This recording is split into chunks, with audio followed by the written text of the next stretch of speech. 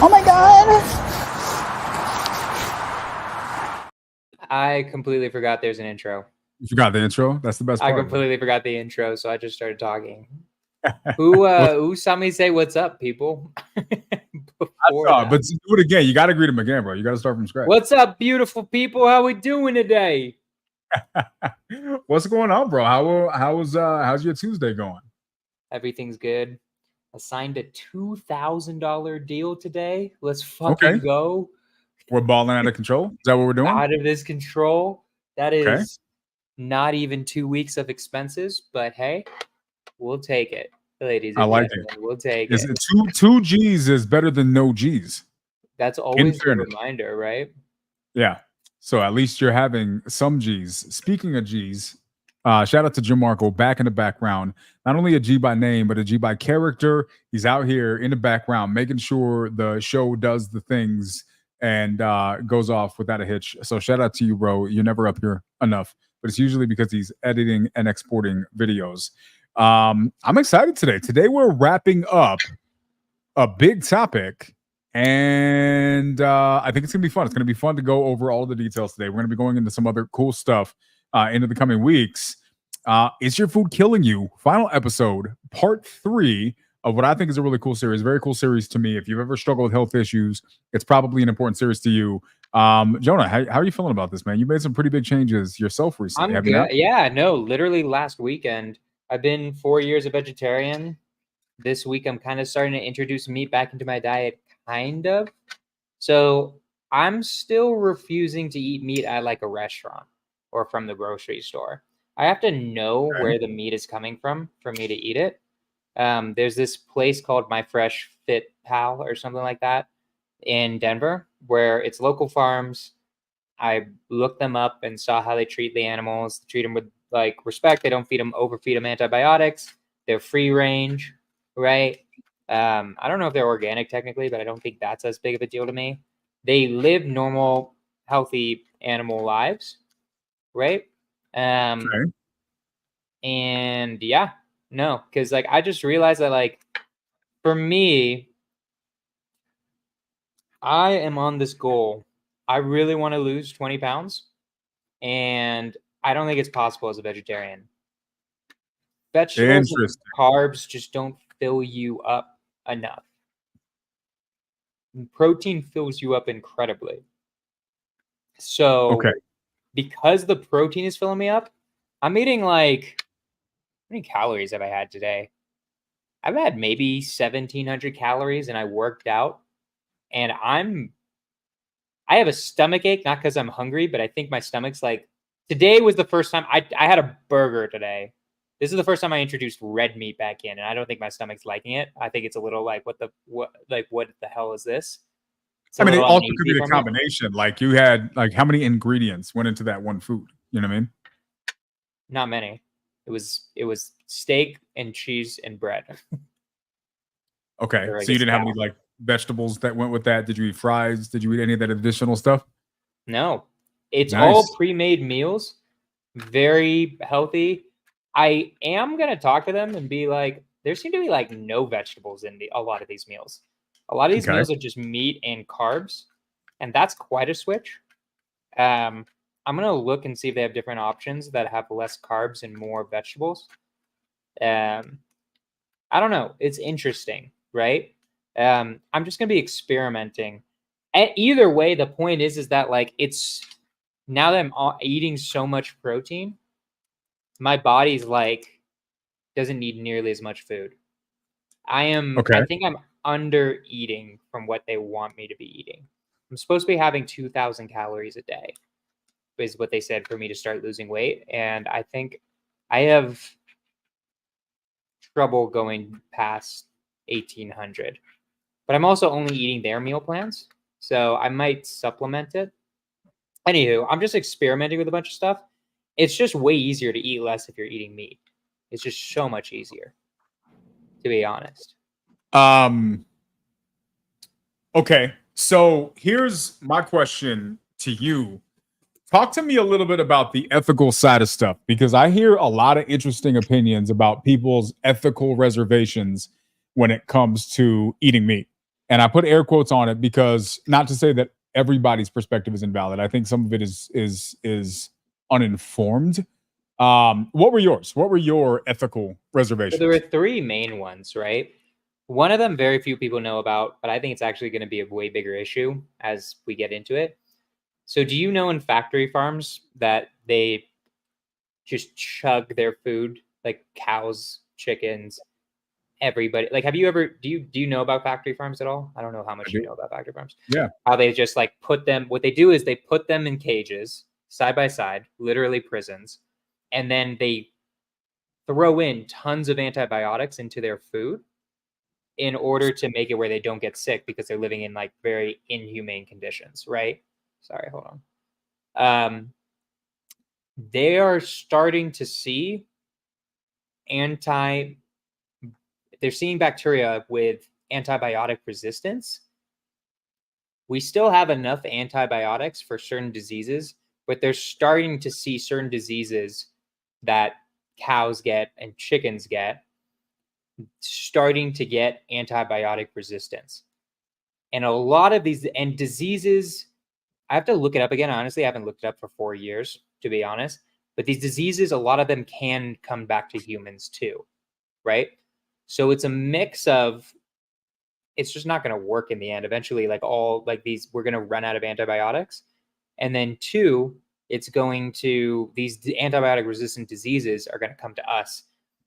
I used to canvas on this stuff, and they said, I think they said by 2050, they think it's possible. I mean, it's always hard when you make out predictions that long out. I think it's possible that antibiotic resistant diseases might kill as many people as cancer unless we just keep getting more new antibiotics, which we're not doing right now. Nobody's researching antibiotics right now because we have like we've used fucking penicillin since 1920, right? So that's a problem. That's a problem, right? Second one, generally, I'm not, this one isn't as big for me, but generally killing other living things, not ideal, right? It's like with consciousness, you could argue plants plants are living, but like, do they have consciousness and how much is that important? We can get into that. I'm not as strong on that, but that's an interesting one. And then global warming, because we have to grow food, right? In order to feed the animals, right? So before we get into global warming though, you understand, like you probably the audience understands that if you have animals that need to eat food, we need to grow way more food than if we just ate the plants, right? Theoretically. Yeah, that makes sense. whole theory has been kind of deprecated upon greatly. But okay, explain it out for the people who don't necessarily. Let me explain it, and then you can show me if I'm wrong. But basically, it's a ton. To make food uses a lot of greenhouse gases, just generally. Tractors,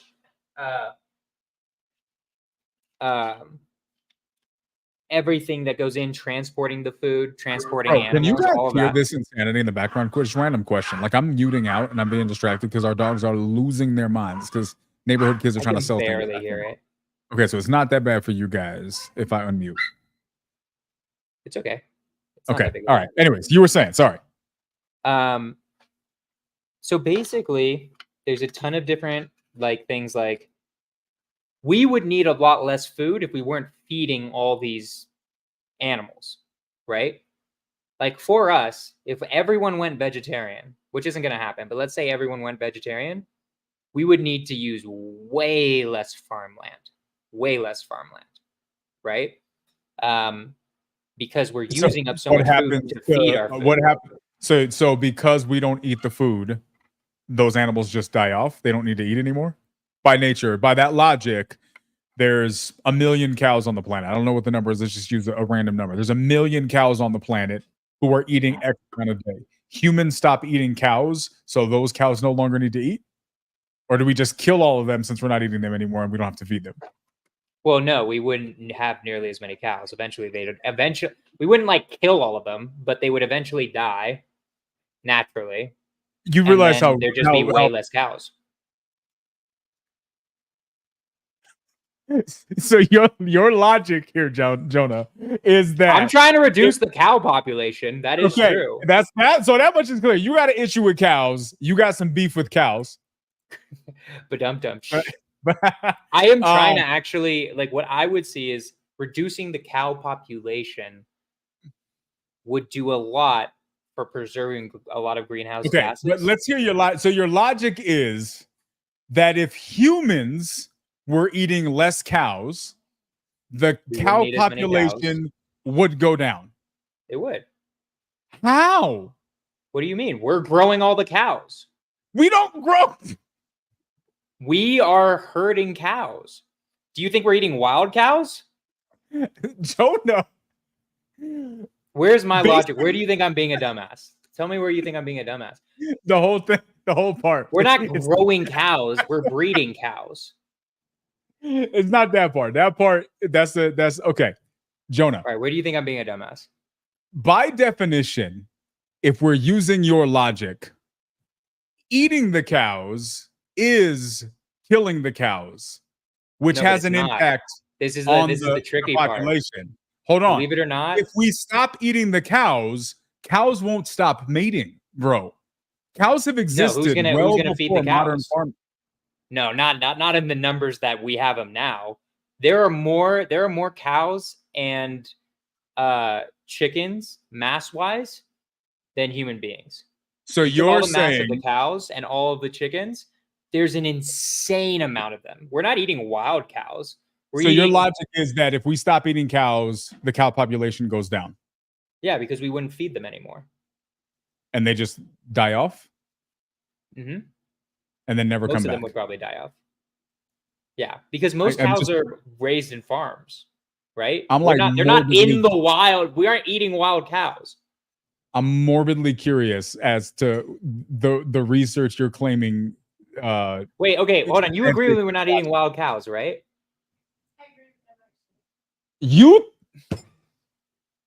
Yvonne just took the collective IQ. Look at me. I'm here. This is Jonah time. Okay? I don't know who the fuck is next to you. Yvonne is next to me. All right. Okay. None of what if somebody in the comments can make this make sense for me, I would really appreciate it. Why does this not make sense to you? All the cows we eat. Wait, hold on. All the cows we eat. Hold on. I want this to make. I need you to at least understand the argument. I need you to understand the argument. I would love to understand this argument. No, we're sticking on this until you understand my argument. All right. And then we go.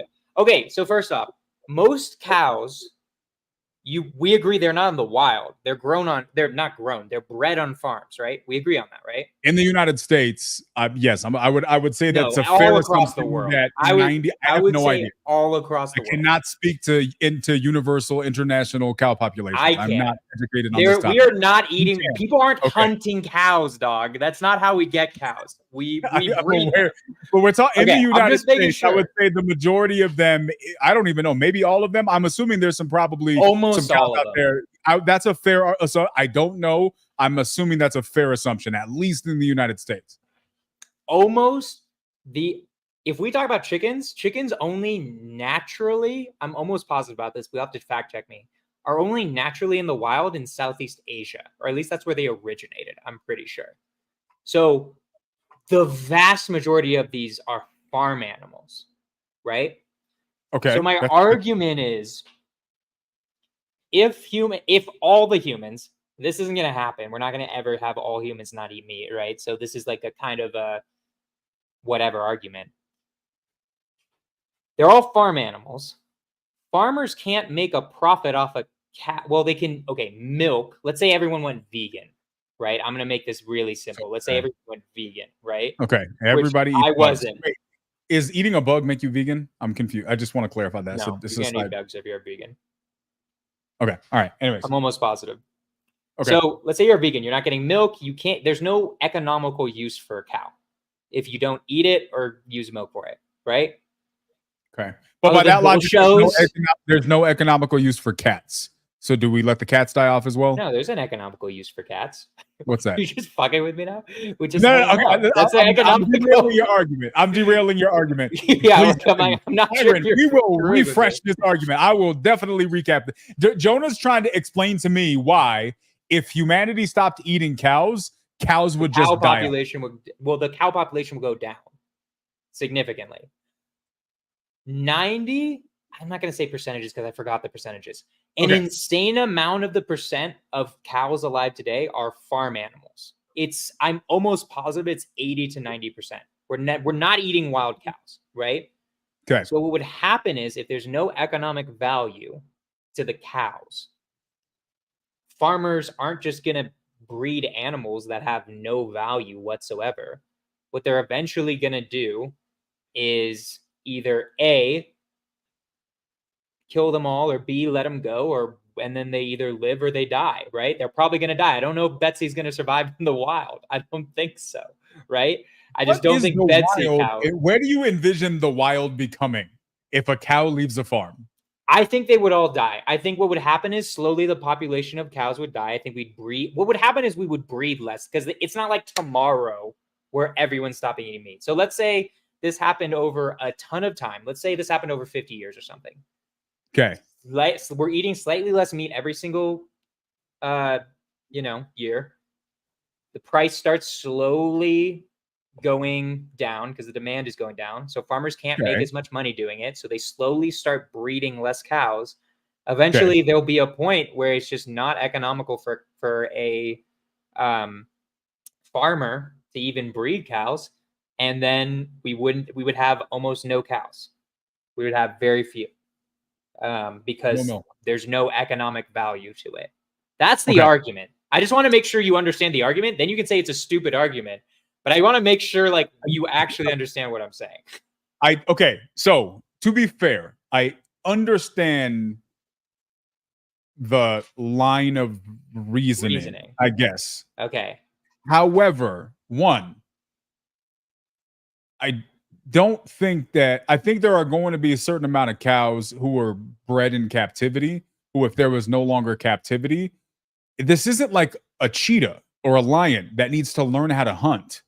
Cows don't hunt. They eat the ground. So provided there is a ground present that contains, grass that they can munch on, cows are doing all right. I don't know. Cows bang, bro. So I feel like cows gonna keep interesting idea. If we let a cow, we need a farmer on this. If we let a cow go, if we were just all right, Betsy, get the hell out of here, would that cow survive? What does she do? I don't know. This is an interesting question, because I think the foundation of your question is, will cows survive on their own? And I think the reason that seems a little silly to me, and I say that with a big asterisk because I could be wrong. I really don't know. You might be right, but I just have a hard time grabbing my head around the idea that cow populations are going to reduce that greatly because they're no longer farming. You would agree. Sorry to interrupt, but you would agree that we wouldn't want to breed them as much, though. The human part you would understand, right? Here's the thing: the offset from the lack of being eaten will drastically impact their numbers. So you're not factoring that. So the amount that aren't being killed, right? So I don't know what the numbers are, but if you take the amount of cows that exist versus the amount of cows that get eaten, the percentage of cows that are no longer getting eaten, let's call that 80%, to assume that entire 100% is going to die off is crazy. I can see 30% dying off. I pulled something up. Factory farmed cows don't eat grass. They're not allowed to graze, right? That makes sense. They're in a factory right next to each other. They're being fed mostly corn and a bunch of other gross stuff. Correct. To be honest, I could throw that in there. So those cows would. I don't know. If we don't know that though. We don't know that, because the reality is we gotta remember though, this is not happening all at once. It's not like we're letting the cows free today. That's also the difference, right? But even still, if there's 1 million cows and 800,000 of them were getting eaten, it's not like if you release the remaining 200,000, what happens? You're releasing the whole million. So 800,000 So 200,000 may die, but there's still 800,000 alive that didn't get eaten. So the amount of cows that are surviving simply by the fact that they're not getting eaten. So what I disagree with is their survival. I think it's like we should look at the percentages. I think it's like 80 to 90% are factory farmed or something like that. I agree with that. But if you take a cow that's hungry and all they've done is look down and eaten, just grain and corns that were given to them, and you put them out in the wild, I'm gonna go with 80+% of them are gonna figure out that grass tastes good and they're gonna start eating it. Dude, do you really feel like there isn't going to be a bear that just comes up and is like, damn, we're eating today. Just smacks Betsy. Dude, this is another question. Absolutely murders them.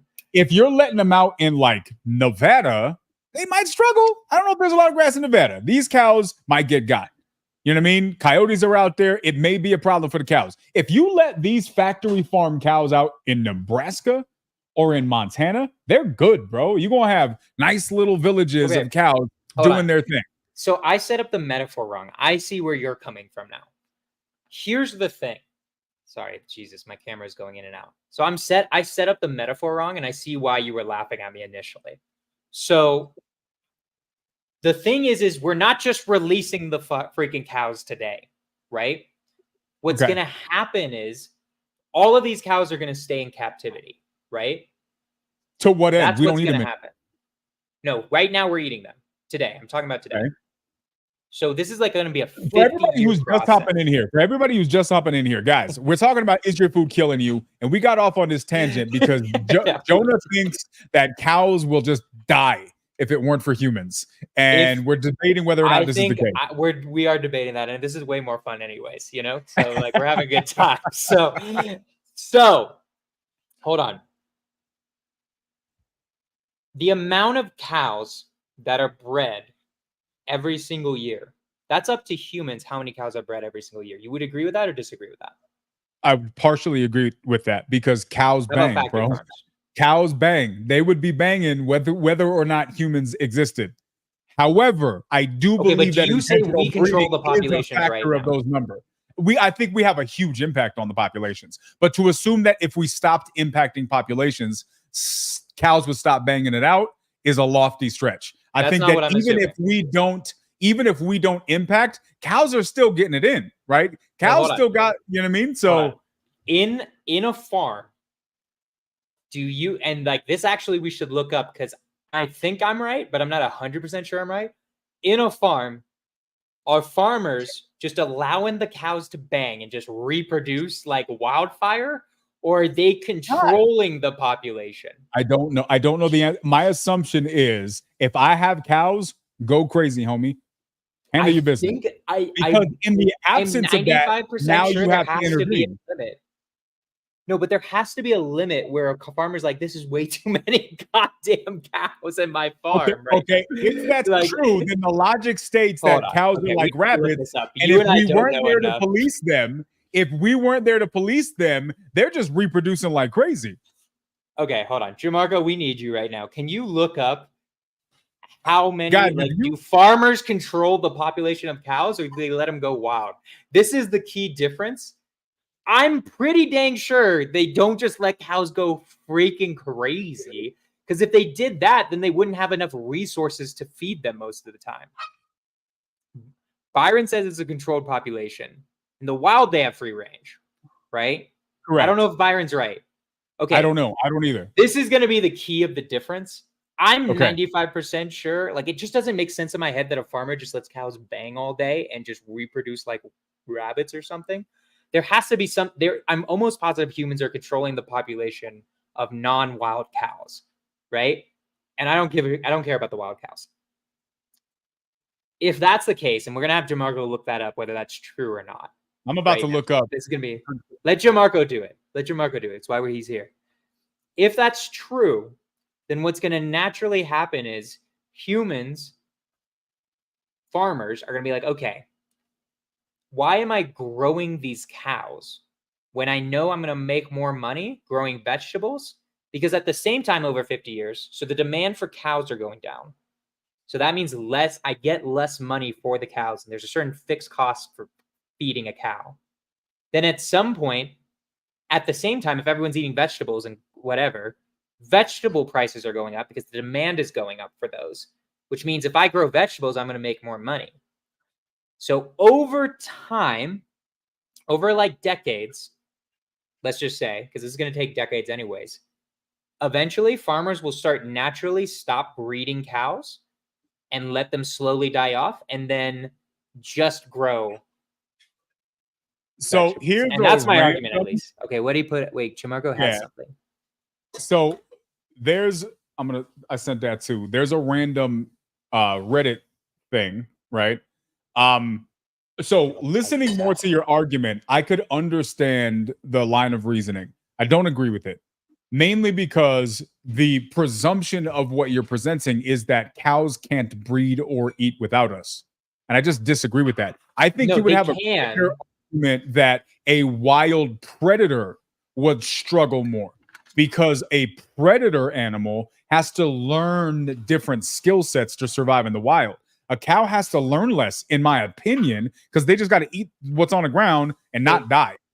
You know what I mean? A cheetah has to learn how to hunt. They may never learn how to hunt effectively enough to be able to do that if they were raised in captivity. And even that, I don't know how that works. But when I look at this, let's look at this. Let's bring up what Jamarco's finding. This is going to help us. A controlled breeding season in beef cattle system results from the implementation of specific predetermined strategies on when to begin and end a breeding season. The length of a controlled breeding season varies depending on factors such as marketing objective, size of the operation, and personal preference. Some controlled breeding seasons last only a few weeks, whereas others last only a few weeks, whereas others last several months. Oh, whoa, okay. Hold on. Although controlled breeding seasons have been recommended for a long time, approximately 69.5% of cow-calf operations, which count for, holy shit, 55.6% of cows in the eastern United States continue to breed using a year-round breeding season. That didn't really answer the question look at this. This doesn't answer the question as much either, but look at this. So actually, let's do this one because Twitch allows you to put more. So I don't know if they're considered wild, but feral would certainly fit. There's an area in central Idaho where cattle have escaped from their ranches, have ended up herded along the banks of the river. You'll see them come out. A friend of his lost 2 steers and they escaped, and then it ended up with a wild herd. In less than a year, he had a full wild herd from 2 cows that escaped from a ranch. I explained my argument wrong at the beginning. We're not releasing the cows. That's not what's going to happen to them. What's going to happen to them is we're going to breed less of them. That's what my argument is, right? My argument is like, cows still bang. Okay, well, we can leave it at that. But the whole point that I'm trying to say is here's how it comes back to the global warming, and this I love it. Amazing. Here's how it comes back to global warming, right? Okay, let's just say all the Betsies survive in the wild, right? Right. That's fine, because my argument in the initial part is we are using a lot of we're using a lot of greenhouse gases to make the plants that feed these things. So if they're able to find it on their own, that's fine. But we will stop making the corn or whatever fed to them in the factory farms because we're not. How does that not make sense to you? Remember how factory farms. You remember what I brought up about how factory farms. The process of growing the food that feeds them is what creates greenhouse gases, and that's just not. I don't think that's accurate at all. So, to respond to what you're saying, I hear you, and I think there are parts to what you're saying that are accurate. I would say the majority is not. It's been proven time and time again that a regenerative farm, and I'll explain what that is here in a second, is not only not negative. Jonah's not even listening to me. He's just reading his own stuff right now. I'm here to fight, dude. I'm here to debate. This is debate time. Bro, you can't win an argument. Of course, I'm here to win the argument, dude. This is what I didn't know we were debating, son. I would have got the resources ready. I thought we were having a chill conversation. Now I see. Now I see what episode 3 was supposed to be. Okay, no, bro. Here's the thing. Gianmarco confirms. Look, here's the thing, bro. I don't. It's been proven.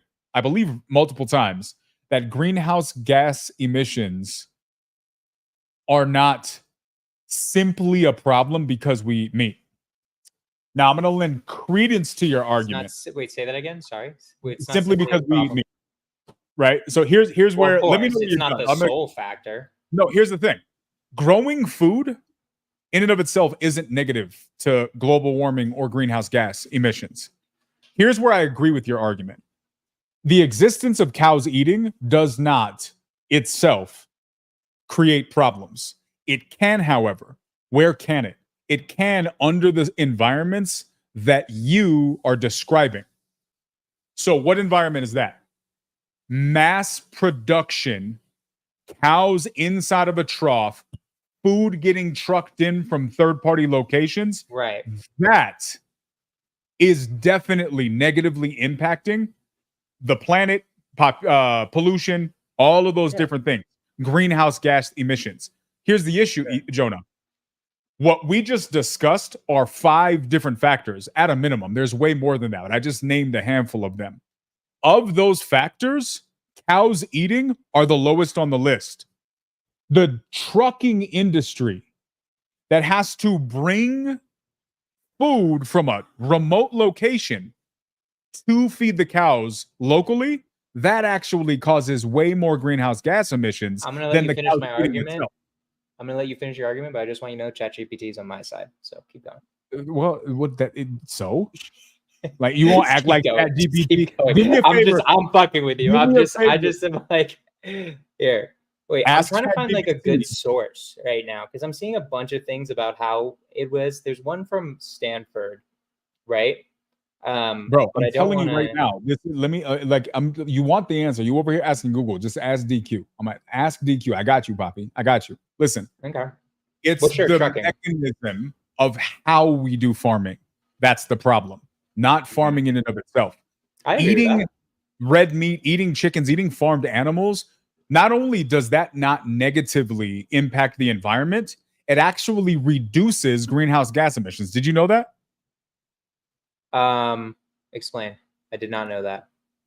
If you take a regenerative farm, do you know what a regenerative farm is?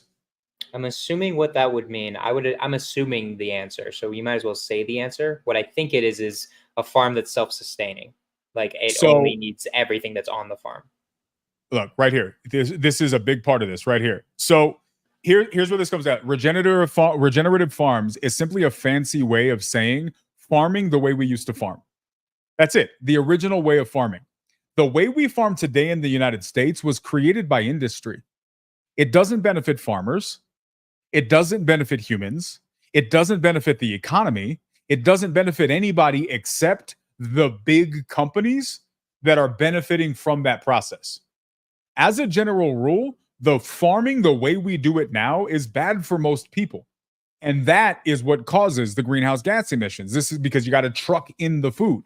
The food that they're eating isn't sustainable, right? It's not good for them. You have a whole host of health issues. It's a huge degenerative set of processes. However, if you take a simple farm, the way we used to farm, and you rotate that herd like you're supposed to, and that herd is eating the grass here, and then it goes over here and it eats the grass there. Well, guess what? While it's eating, it's fertilizing its own grass.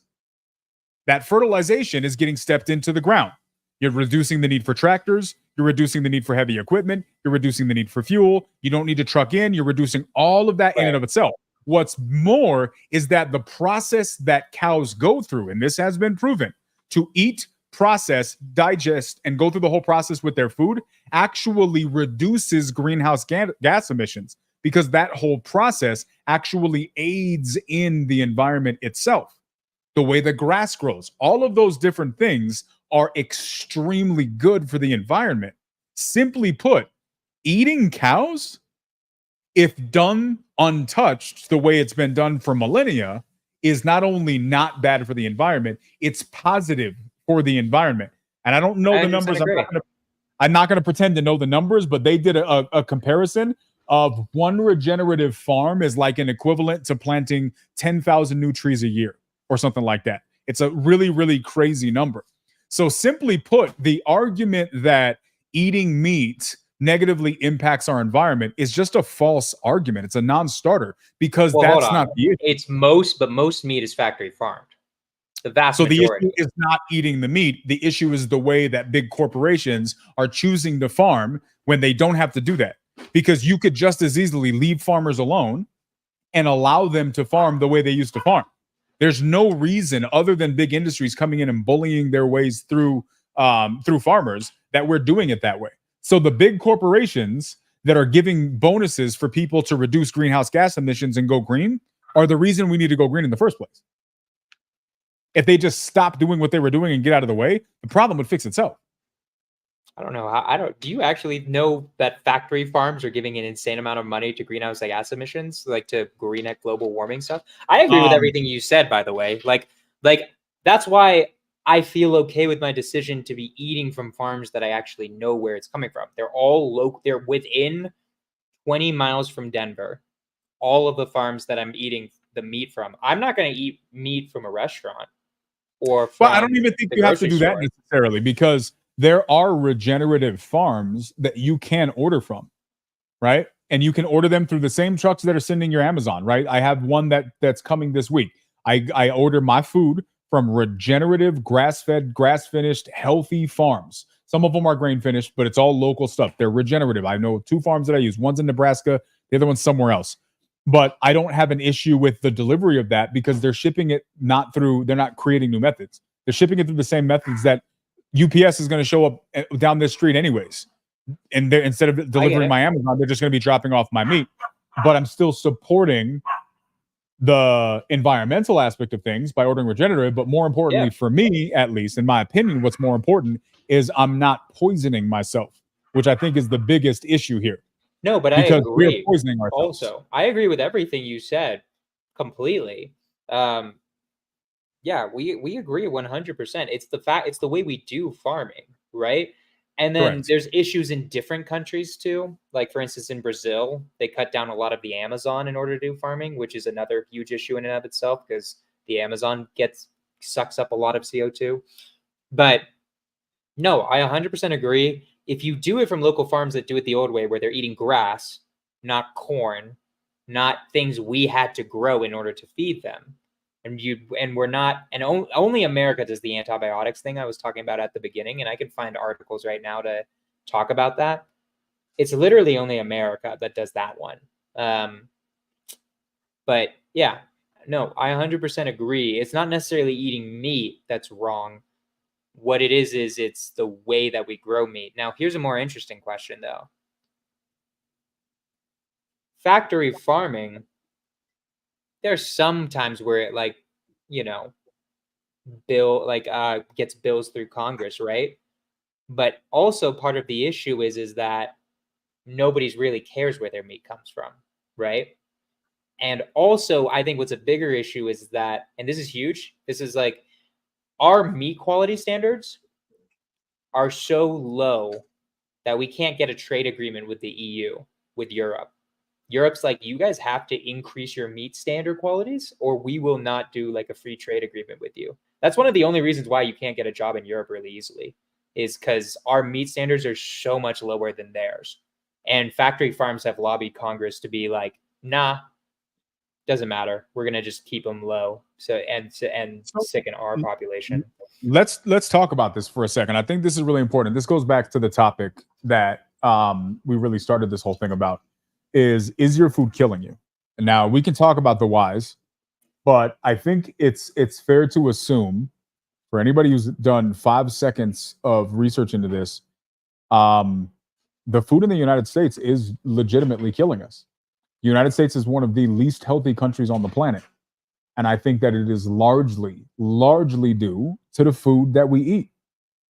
If you look at international standard source food, it's crazy how bad the standards of food are in the US.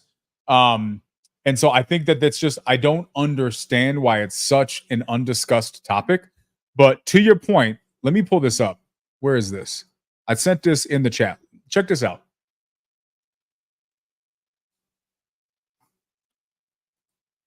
All right. Let's check this out. Watch this video. Presents. Share screen. Wait, also, you might know more about this because this one I heard from other people too was kind of BS, but I'm actually kind of curious about it because the whole methane thing. I know cows release methane when they poop, right? But are we saying that it somehow comes back around where that doesn't happen? I'll have to find you. There is a whole there's a whole set of studies that have been done on it. And I'm pretty sure there was a documentary and they walk through, they have all the numbers, they have all the stuff. I'll see if I can find it and I can send it to you. All right, check this out. I got a pretty good article right here, but yeah. Can you guys see this? We got to go away from debate mode and go into. All right, check this thing out. Have you ever compared foods between the United States and our European neighbors? It's a little disturbing. Brace yourselves. All right, we can pause through this thing. So ketchup. You see the difference? Yeah.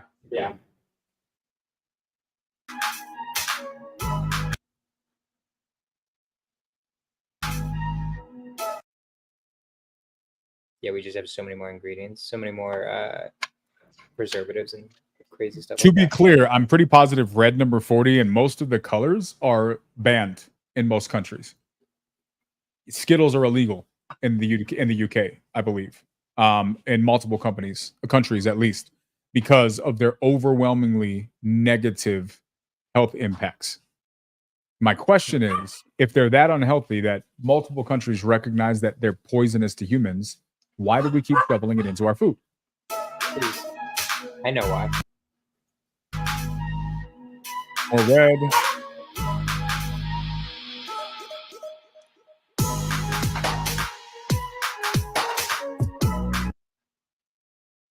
Yeah, like I've had a McDonald's in Europe. It tastes great. I'm like, dang, this food's actually pretty dang good here. Yeah, and you would think it's crazy. Potatoes. What screws with me is like, okay, so we could just have a McDonald's that's super fast and operates almost exactly the same way, and it be healthy. You could. The question is, why is that happening? So that's a good question. Jonah, you said you know why. I'm interested, bro. Why? I mean, it's just because these huge corporations are going to have to pay more if we because those preservatives and those things that are banned make it cheaper, right? It's cheaper to preserve real food that actually requires refrigeration and like way more of it. While like if you just put a bunch of preservatives on French fries from McDonald's, you can leave that shit out for months before it starts rotting. All right, guys, in the chat, I want to see y'all's opinions. I really, really, really want to hear people's opinions on this. Why is the United States poisoning its people? Why are we? It's money, dude. That's what I. Jonas says it's all money. The mighty dollar. Who else? Do you guys agree? Do you disagree? Bro. What do you think the reasoning is? So you think it's all financial? I think so. What do you think it is? Do you think it's something else? I don't know. I think that gets into a different podcast. The real reasonings why. You know, we discussed this a little bit. We have to do a part 4. Yeah, I mean, look, I just think that there's a value in a governmental power to not want its people to be smart and to be capable. We had a conversation like this before. You and I have very fundamental disagreements. We do on why things are the way they are. I think almost everything comes down to money. I think it makes the most sense in my head that like naturally you save money from preservatives. So then big businesses buy Congress to let them have these things and feed it to us. Right. Now, your argument usually is, if I'm wrong, that you think the government wants us kind of stupid, right? Or wants us docile. Stupid, unhealthy, out of shape. Yeah, I genuinely do. No. Okay, question though. Why would that same government try to do certain health initiatives at the same time, though? What are you talking about? Give me 3 examples of health initiatives that our country has put out. Now, I'm going to say I don't know what PE was at your school, but You going with I PE? had PE. I'm PE going is a with health PE. initiative. Okay, all right. Let's go with it. Let's go with PE being a health initiative. I'm going to throw it out there. I'm going to do it. Now, I don't know how PE changes across the United States. So this is a wild one. I'm going to be honest. This is kind of like me just shooting in the dark right now. I'm completely uneducated about how this is a reach. I'm completely uneducated about how PE works. I'm going to throw that out there. But PE is something. Why have PE at all if we want them to just all be fat and dumb and all that stuff? Bro, Jonah, I love you, bro. And you a super smart and capable dude. But half the shit you saying don't make any fucking sense, bro. Like, why do you think PE is just like a what do you think PE is then? What are you talking about, bro? It's a weak argument. I'm gonna throw it out. You're trying to use the argument that America's attempt at reducing the overwhelmingly apparent health epidemic in our country is what they gave us PE. Okay. They gave us PE. They gave us PE. Well, okay, here's my point. If it's all purposeful, why even have PE? The same PE that taught the scam of a food pyramid. I don't. Yes, it would be the same one, Byron. It would be the same one. Bro, did you learn that in PE? I don't know. I don't remember. Maybe it was health class. I don't know. But case in point, health class. Why even have a health class? I mean, that goes in back to the education conversation. I don't think that they're trying to educate us either. I genuinely think, for lack of a better word, the government wants cattle, homie. They want exactly what you described. The description, as a matter of fact, I think the best way to describe America, current leadership, and I'm generalizing because this doesn't represent all leadership. Let me clarify that. But the entire description that you gave of how we would treat cattle is exactly how the United States is treating humans. Poison them, stuff them, keep them as dumb as possible, and then slowly phase them out because only a few will survive once you do. I think that's probably the general. I'll let you deduce what you want to deduce from that because that's a different podcast. However, I genuinely, but bro, no, it's not, because here's the thing. If the powers that be wanted America to be healthy, how complicated do you think that would be? Honest opinion. Let's talk about that. If the powers that be wanted America to be hungry, I don't think the government does nearly as much as you think it does. That's my honest belief. PE is a dumb argument. I'm going to throw it out there. It's a dumb argument. I'd have to look up health initiatives. They might not even have any health initiatives. I just don't. I'm gonna throw that argument out. I'm just going to give that one to you. Because I think that was just me kind of shooting. So you don't think PE is America's? I don't think it. I don't want to die on that hill. Let's just throw that. I hope not, bro. That was a bad hill. It was a bad answer. So let me make a better argument. Okay. I honestly don't think the government only represents, in my opinion, two things, and it's more one than the other. What corporations want and what people want, right? When you get Joe Biden, it's because the majority of people want Joe Biden. When you get Donald Trump, it's when you get it's because most people, technically not for Donald Trump. Technically, he didn't win the majority, but that's besides the point. Very close to the majority want Donald Trump. Right? Or people don't vote. But most people don't vote. So really what it is corporations just take over and get what they want because they buy politicians. That's really what I believe more of it being in my head. The government wanting people stupid. Why have an education system at all? You think to brainwash people? That's I had a pretty you have damn asked good two education. questions I asked a on lot this there. particular- I'm like did. riffing a little bit. No. But here's the thing: the answer is in your questions, bro. The answer is in your questions. If you deny people education, what are they going to do? They're going to What fight do for they- education. If you give them the perception of education, but never actually teach them anything, you get the benefits of not giving them education without the pushback. Did you learn? Do you feel like you learned anything in school though? Nothing that helps me from an educational standpoint. What do you mean? I would argue. I mean, I learned a lot of shit in school, but not in education. That's for damn sure, right? I mean, useful. Do you feel like you learned anything useful? I can't off the top of my head bring up anything that I learned in school from a teacher that I use in my life today.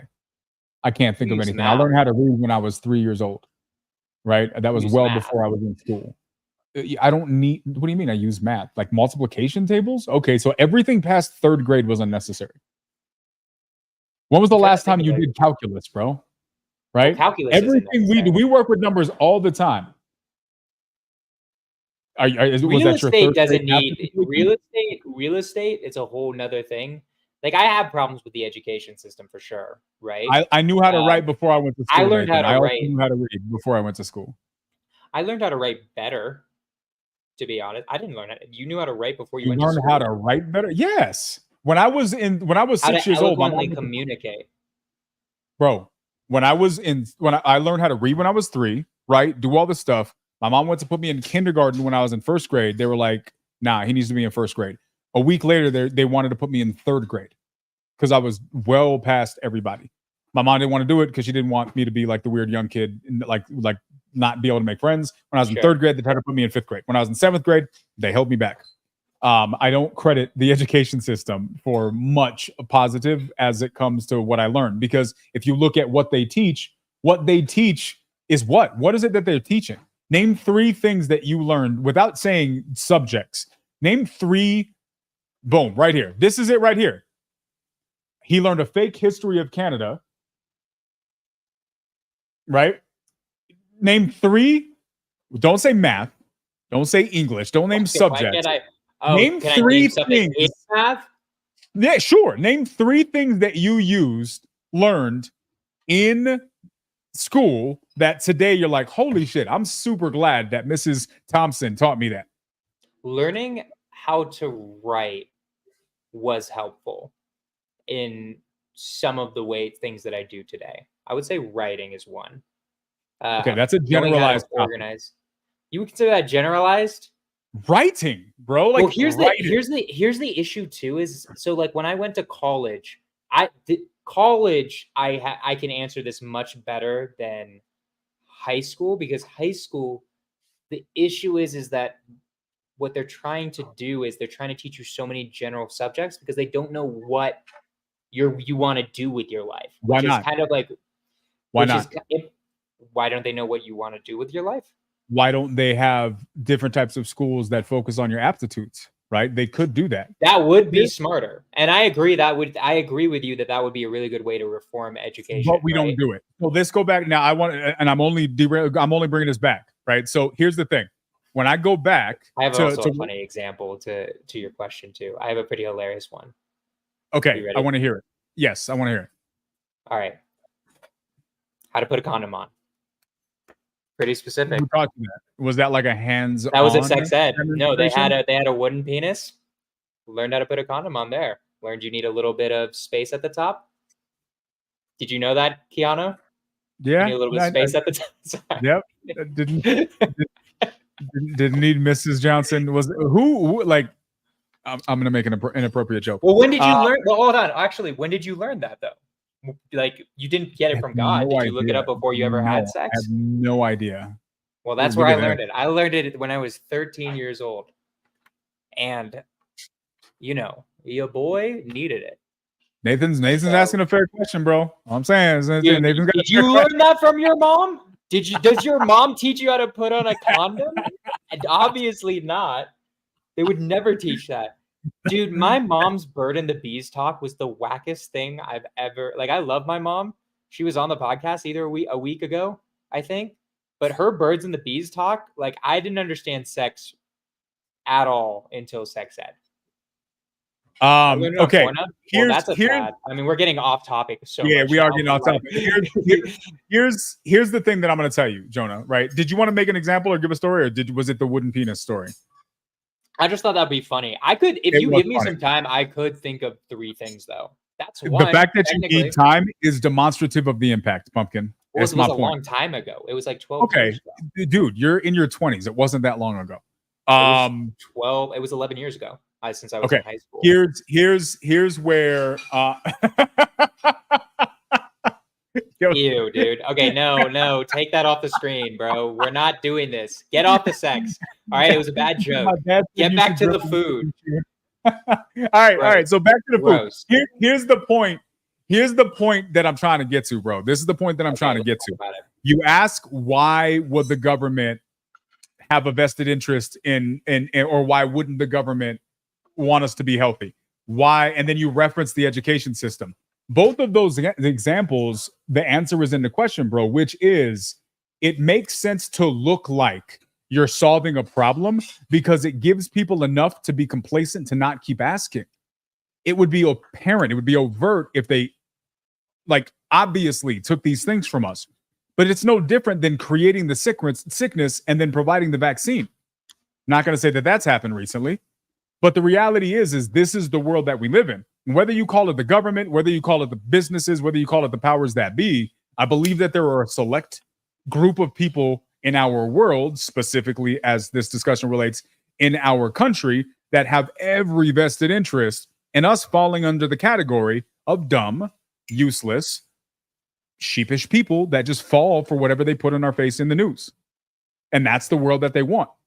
And I believe that the food that we eat, if we know that those dyes are known neurotoxins that impact and impede the brain's ability to function and think clearly, then the first option for any nation who cares about its citizens is get that out of our food.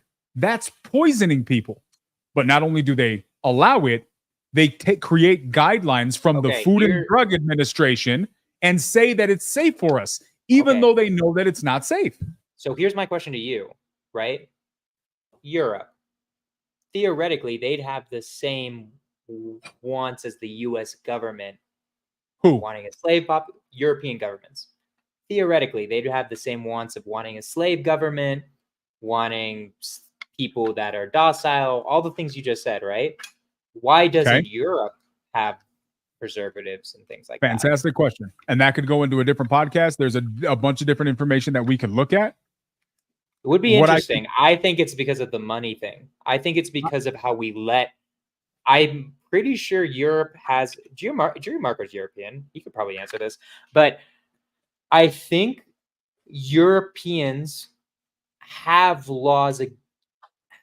I'm speaking out of my ass. I'm not going to say that. I have to figure it out. Bro, the answers you've been up to this point have not been slam dunks. So I'm still the PE one's my only L. I'm gonna take the PE one. That I was like, yeah, that's a bad argument. I can still show you how part of the greenhouse gases from cows is because of how much corn we need to grow to feed them. We don't need to grow corn to feed cows. You don't need to do that. The same industries that we're discussing choose to do something that's not necessary. We do that because it's cheaper, and that causes greenhouse gases. That argument's true. I'm not saying we need to. I'm saying it's what we do. So, anyways, my question to you is, why would European governments? What are they? Are they just love? I have an answer, and I don't want to answer this question here because it's going to go way off topic. I have an answer. I believe there's a viable reason for it. That's all I'm gonna say because it's gonna go off topic. But here's what I'm gonna say. Let me ask you this question, and then I'm gonna show this video. And I don't know if you've seen this video, but I'm gonna show this video. It's a couple minutes long, but this for me. Let me ask you a question. If the government, let's call it the government, wanted to, could the government choose to put rules in place that put the United States as a general population in a position to be more healthy? It could, yes. So then why don't they? It's a good question. I think it's because of special interest groups. That's my answer. Is I think huge corporations lobby Congress for these laws, and because our population doesn't really care about politics that much, we kind of just vote for people who listen to these special interests. That's my answer. But that's I feel like that's no. I'm just gonna say no. Watch this. Let's watch this for a minute, guys. Let's see. Can y'all see this? I welcome this opportunity to speak to the people of America about a subject which I believe to be most important, and that is the subject of physical fitness. And I speak not only as president of the Union, but also as a parent of 2 children who I hope will grow up with those qualities of vigor and energy which we identify with the best of America. This should be a matter of concern to us all. A country is as strong really as its citizens. And I think that mental and physical health, mental and physical vigor go hand in hand. I hope that we will not find a day in the United States when all of us are spectators except for a few who are out on the field. I hope all Americans will be on the field. That is, they will concern themselves with the education of their children, with the physical development of their children, with the participation in the vigorous life, and then also as their children get older, inculcate into them a desire to maintain that vigor through their normal life. Our citizens are living longer, and we want them to participate fully in that longer life. But they can only do so if they give some of their time and some of their effort to maintaining that vitality. This is a subject which should be of interest to us all. And I hope, and we have seen the astonishing results which we have seen from our work in a few schools across the country, where we've been able in the short space of 2 and 3 months to change the physical habits and strength of our children, that this will spread to every school district in the United States, that all of us will participate in the life around us, and in so doing will be better citizens and happier ones. This is a challenge for us all, children, boys and girls, college students, mothers and fathers, and all of us, I think, should welcome it. I hope all of you will join in a great national effort to build a strong and better America through physical effort and through the contributions we can make by the drive and force we bring to our daily lives. Thank you. Wait, hold on. I just gotta. What is he referring to here? Like in the sense of like, did he? So I don't. Hold on. Let me see. Wait, hold on. Is this about PE, dude? Are you proving my It is original legitimately about PE. Hold on. But I'm going to try to find the video. So you can't. So PE let's see. is the government trying to help out. So there is. Hold on. Let's see if my argument wasn't stupid based on the video we just watched. No. It was stupid. Then why did you show that video of him promoting PE? It was stupid the way you said it. Let's see if we can find Wait, this. hold on. But was the original point good? Wait, was JFK just promoting physical education in schools or not? He was. Hold on. So what are you talking? So you're making my argument for me. Relax, bro. Just watch. Just watch. Look at this. Because look at the PE that we have versus the PE that they had. Right? We're gonna go through this. This is the PE that they had. Look at everybody. Bro, look at everybody in this class. They're all jacked. Everybody, look, this is the PE they were talking about. So when you go back and you watch these videos, bro, we'll just, this is associated with this, right? So what did he say? He said within 3 months, we could drastically impact the health of our nation. These guys were not doing, let's play tetherball and volleyball while we stretch for 45 minutes and then do 4 jumping jacks.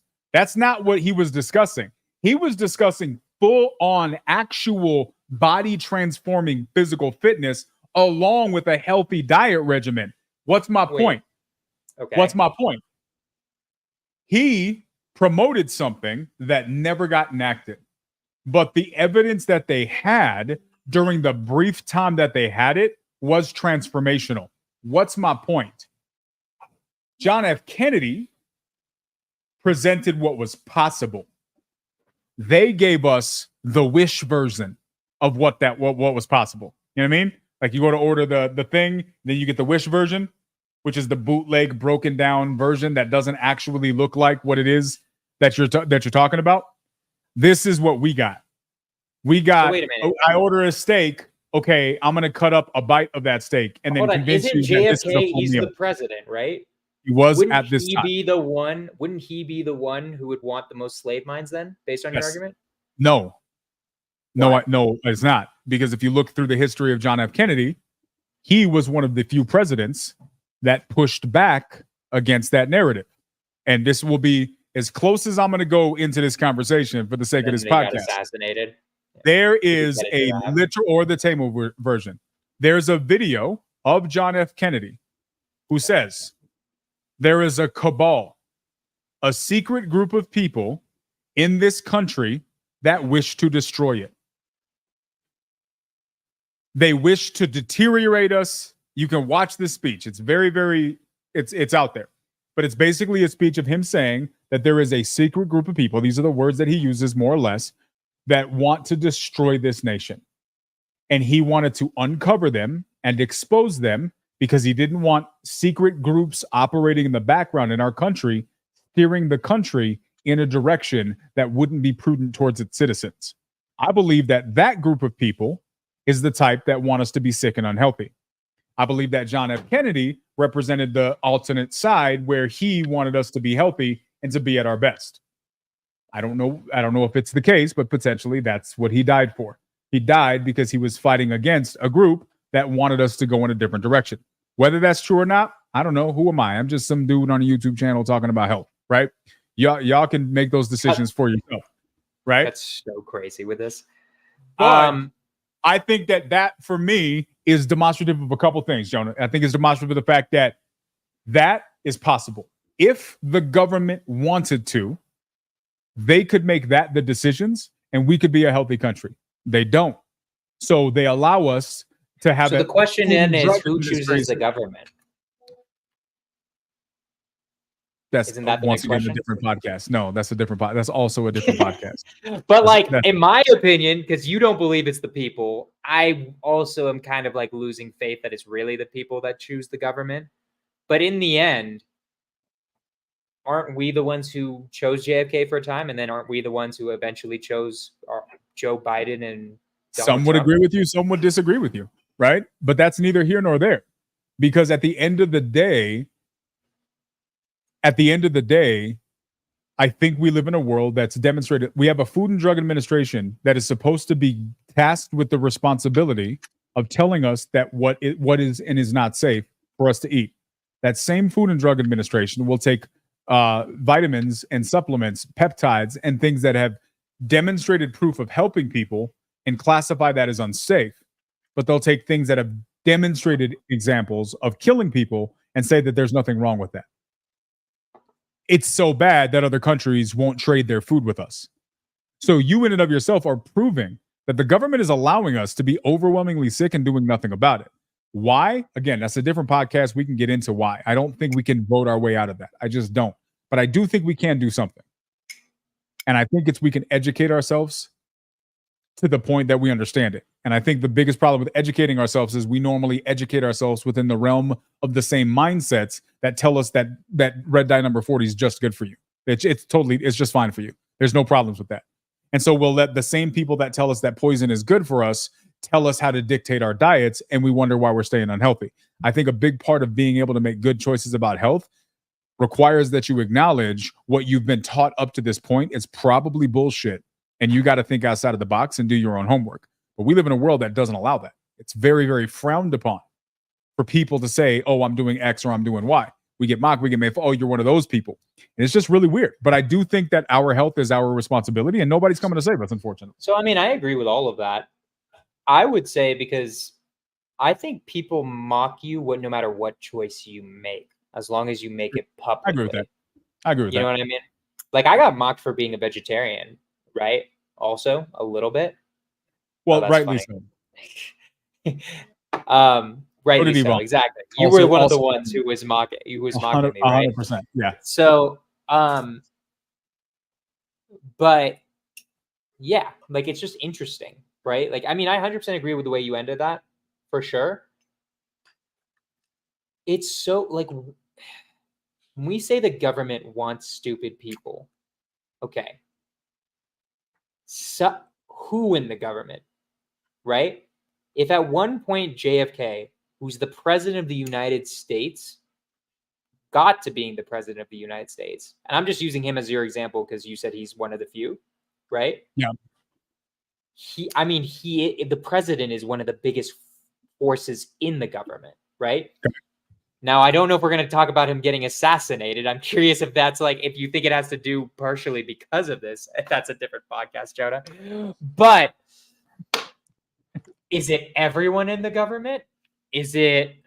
No, I don't think that's fair. I think there's probably good people who got into the government because they wanted to, they wanted to do the things. They wanted to be a public servant. They wanted to help. I think there's some that got in and still have that mindset. I'm sure there's some that got in and got maybe a little bit contaminated by the ways of things. And there's maybe some that gave up. I don't think that everybody. Because you and I really think it's just more corporations than it has to do with like the government wanting stupid people. The government could do a bunch of things, right? That would help. I think the actively bad things it's doing almost always are because it's benefiting a corporation somehow, right? Okay. Like everything, the preservatives, everything we're talking about, food. The reason why the government's doing almost anything bad is because a corporation somehow benefited from that, right? Should we really? I got a question for everybody here. Now, I'm getting a vibe from some of the people in the comments. Not everybody's commenting, but for those who are commenting, I think I know the answer. I want to hear this, though. I want to hear your response for this, Jonah. Should we go full tinfoil hat 1 week and just talk about this? Like, we got to get tinfoil hats. We're going to have to make actual tinfoil hats. That would be like, we're going to make tinfoil hats and we got to get ready to be canceled. I don't know if I'm ready for that. We're going to be canceled. Because the thing is, you know way more about conspiracies than I do. I have zero knowledge about conspiracies, really. Like, I honestly have not done much research into why JFK was assassinated, why, like, 9/11. Like, I know nothing about these things. I'm just going to be fully honest. I'd have to do research for that one. Which would be good. What? Okay, let me ask you a question. Let's assume that you went and did this research and you found overwhelmingly compelling evidence to pick a conspiracy theory, right? Whatever. Are you of the mind that you would say, yeah, but that's a little too crazy, I'm not going to do it? Or are you the type that's like, look, I think it's silly, but if there's enough information that it's overwhelmingly obvious, I'm going to have to just change my mind because I'm not married to trusting the government blindly. There's way too much information for you to have reasonable doubt, Uncle Sam. Where do you land on that? Here's the thing for me with conspiracies, which is why I throw most of them out. Not all of them. There are some. Well, these aren't even conspiracy theories. Everyone agrees on them, right? On certain ones. For me, the issue with conspiracy theories most of the time. Everybody agrees on certain ones. I'm going to need you to give examples. But go ahead. Like the fact that politicians are bought, right? It's not even really a conspiracy theory. It's like we just know that's happening. Literally, corporations pay for campaigns, right? I obviously believe in that stuff, right? Because it's like literally I can go and look at corporate donations, right? Here's the thing with most conspiracies, right? For most of them to be true, there has to be such a level of secrecy that is almost unbelievable that like no one would release the real info on that. What do you mean? Like an example? So, for instance, God, I don't know enough about conspiracies, but like 9/11, that would require every single branch of government to keep a secret, basically. It would require, I mean, maybe not branch of government, that's the wrong word. It would require the FBI, the CIA, anybody involved with that entire thing, the executive, to keep that secret, right? And keep it for 23 years. So the burden of proof to overcome that in my head is supremely high. That's That's what it is to me, right? That's my hard thing with conspiracies is like the moon landing wasn't real. Okay. No one leaked ever at any point. Like if there were actors, none of them leaked it ever after 60 years. There's just nothing. There's never been a single leak. I don't know. Or not a single leak, but like a decent amount of leaks. It's very hard for presidents to keep secrets in general. Like, just generally, presidents in the modern day have an insanely hard time keeping secrets, right? We're getting like Trump's phone calls, private phone calls with governors and stuff like that in relation to the election stuff, right? It's very hard for me to believe that some dude sitting in their shorts on YouTube got the leak, you know? That's why I have a high level of skepticism for conspiracies because of that, generally. So, very, very interesting. To address a couple of those things, when you address the idea of why would a government want us dumb?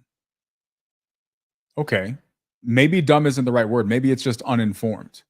Maybe it's just maybe it's just compliant, so we don't do any research. And I would say, if that's true, is it possible that you just demonstrated that point true? I'll give you an example. Let's talk about 9/11. Forget about what we know. What I can tell you is that the mountain of evidence, factual evidence about 9/11 going down the way that it was described is, I would say, arguably undeniable. To give you a great example, are you familiar with Building 7? I am. It's the third building that looked that like collapsed that collapsed in a controlled demolition. And a plane didn't hit it. Nothing touched it whatsoever. It just happened to be associated with the financial records and other things with that, and it just magically collapsed on its own. But nobody cares to need a required explanation for that. I could go into a million examples. What's the point? There are people like yourself who still blindly believe without having done any of the effort on your own to confirm whether or not your beliefs are valid. Now, the argument is, well, I don't have any reason to look into that, and that's fair, but then do you have any reason to blindly trust it? I don't. I would say with 9/11, I'm uneducated. I don't know. I just haven't done any research on it, right? Have you because heard? To me, 9/11 doesn't affect my life now. I understand the conspiracy theory is that Bush planned it, so then it would be a reason to go into Iraq and Afghanistan. That's one of the reasons. That's one of the reasons. We don't know, right? I think that goes into a different podcast. I'm less concerned about whether or not that's true, whether or not that's a conspiracy. I'm simply presenting alternative perspective to really demonstrate the fact that there's not as much weight to your point of view as you're comfortably believing. And I think that a lot of us just believe that stuff is just obviously true because there's no way to prove it wrong. For example, you made a point about the moon landing, right? I wasn't there. Couldn't tell you what happened. You made a point about the moon landing. Way too much has happened that somebody hasn't said something who was there. Have you seen the, 15 interviews with Buzz Aldrin? One of the astronauts who went there? No, but I watched Neil deGrasse Tyson explaining why. Do you know that that Buzz Aldrin has said repeatedly in his interviews that they never went to the moon, that it was fake and it didn't happen? I don't know anything about that. Okay, but let's assume that did happen. Does that solve for your concern that nobody who was there back then has said anything? One of the astronauts who went there has come out and said that. Does that raise curiosity in your mind now? That would be interesting. It's interesting. Sure. I mean, there's a bunch of them, right? Now, whether or not that's true is irrelevant. What's the point that I'm trying to get to? We live in a world where we have gotten so comfortable not asking questions that we just accept what we're told. Like, bro, think for yourself for like 18 seconds. Like, you don't have to agree or disagree about conspiracies or 9/11 or, moon landings or flat, pear-shaped earth. I don't care about none of that. My bigger concern is, are you the type of person who has gotten so conditioned with just accepting what you're told that you don't question things? Why is that important? Because for me, the skill the skill of critical thinking is extremely important. And living in a society with people who don't know how to think critically does affect your life on a daily basis. 9/11 may not. Critical thinking of your neighbor does, because that impacts a bunch of different things. And I think we got far too comfortable living in a world where we don't think critically. And as a result, conspiracy or not, as it comes back to the food conversation, then we feel comfortable randomly eating stuff. And so you have The people. hard part too, honestly, in my head is it's so hard to figure out what's real or not real, just generally. Like Critical to thinking. actually figure out what's real and not real Critical thinking. from what's told you in either media. But like but there's also a bunch of freaking liars on all of these podcasts or whatever that like talk about these different things, That's right? true. But you also have to do your own homework, right? And why do we not do the homework? Because we've gotten comfortable with other people thinking for us. So here's what we do. We don't want to think about it. If we do think about it, we want an easy answer. When we don't get an easy answer, we stop thinking about it. And we go back to believing what we were told or saying, it doesn't affect my life. What that is demonstrative of lack of critical thinking skills. Why does that affect us? Let's talk about why that affects us. Let's bring it back, right? Because that's a That'll whole be different more topic. interesting to me. Should I be a don't whole- know. There might be videos of Buzz Aldrin saying it's all fake and yada yada. I have no idea, right? Here's the thing. We can do all of that stuff. So how does but that relate to food? How does that relate to us? Here's where it relates. And here's why I think it's important. I have had on both sides of my family, I have had multiple examples of this in my family as it relates to food. Of people in my family who have lost their life, died. They don't live anymore. They are no longer with us. Why? I think it's because they lacked critical thinking skills. And they refused to do their own research, think for themselves, make independent decisions, and do what was best for their own health. Great example. I have family members that have passed away because of health-related issues that could have stopped if they would have eaten more healthy, done a little bit of research, and followed what was said in the research. But you know what they said when that was presented to them?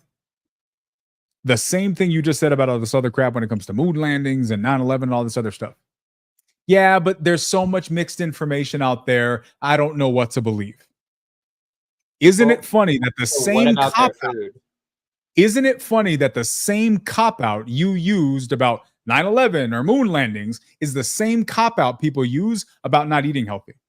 Well, I would like to say that first off, in terms of food, I do a ton of research, right? I've been a vegetarian due to research. I can show you the research that I was talking about with growing the plants and how that actually causes a lot of the greenhouse gases. We didn't actually show any of the research. I could bring that up later. But in terms of food, I consider that super important because that highly affects me, right? It's literally what I'm eating every single day. It's why I made the decision to go back to local farms, because I actually agree with you on food. I agree with you in the sense that factory farming, the way we do food in America, is the problem, not necessarily eating animals in and of itself. It's why I'm now not a vegetarian. So to answer your question, when it does affect me, I do think about it a lot. And I respect that. I have a huge amount of respect for that. But let me ask you a question, bro. Do you think that that's universal, or do you think that most people will default to what's most convenient? Oh, well, everybody always defaults to what's most convenient. Always. So that's my point, right? Guys, in the comments, feel free to say this. If you know somebody, who of us have heard of a family member, a friend, somebody that we know that continuously makes stupid, bullshit, unhealthy choices about their health and about the way they're going to take care of themselves because they use the excuse, yeah, but you don't really know. You don't really know what to hear. There's all kinds of new diets out there. You don't really know what works or what doesn't work. They blame confusing information as an excuse to go back to that bag of Doritos or to go back to that drive-through line. I've had family members that did it. That's also just dumb. I mean, there's no mixed research on whether Doritos are healthy or not. I would challenge someone to find an article that says, no, actually Doritos are incredibly healthy for you. That's kind of them being stupid also. But what's the point, bro? It's demonstrative of the fact that as humans, at least a society, let's talk about our society. I can't speak for the whole planet. I can speak, universally for what we see here in the United States. People are lazy, bro. They're not going to do the homework that you just suggested about looking into the difference between vegetarianism and regenerative meat. They're not going to look into that. And so what they are going to do is they're going to get sick, and they're going to go to the doctor. Well, what most people are going to do is not be a vegetarian nor look into regenerative meat. They're just going to eat McDonald's because either A, they're poor, or B, it's just convenient, right? Everyone Correct. defaults to what's convenient, always. But No, not necessarily. because I well, think like, most most do. people, Most people I do meant. for sure. yeah. But that's why most people are unhealthy. So what's the point? My point, bro, is that if there was an agenda to make people stupid and complacent and not really think for themselves, mission accomplished. Because we got a lot of people who are stupid But do and you think lazy. it was and the don't- government, or do you think that it's their fault? I mean, I think ultimately it's always our fault. But I think that Right. anybody can get pushed into a difficult enough situation where the hill to climb out is high enough that the level of justification to staying where you're at seems insurmountable. Not that it is insurmountable, but it seems that way. And so you put enough people in a bad situation, a lot of them are just going to stay bad because it's hard to climb out. It is a small remnant I agree of with that. people that can climb out of extremely bad situations. That's why the rich stay rich and the poor stay poor. That's why that phrase exists, because there's truth to that. But I also think that the environment that creates pacifism and just compliance will continue to generate that. If you surround yourself with a bunch of people who are free thinkers who make wise choices, you're going to get more of those people. So there is a vested interest, if there is an idea that there's somebody that wants us to be dumb, in keeping the people dumb and creating environments where that's the case. And shoveling people with plastic and processed food is a great way to keep them from thinking clearly. Because I can tell you right now, when I used to eat that crap, the level of motivation goes down. The level of ambition goes down.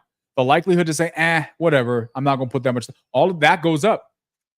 So there is a direct connection between the crap that we eat that's being shoveled in our mouths and our desire to become better as human beings. Is that a coincidence? 100%. I don't know, but it seems unlikely. Mathematically and statistically speaking, that seems extremely unlikely that that's a coincidence.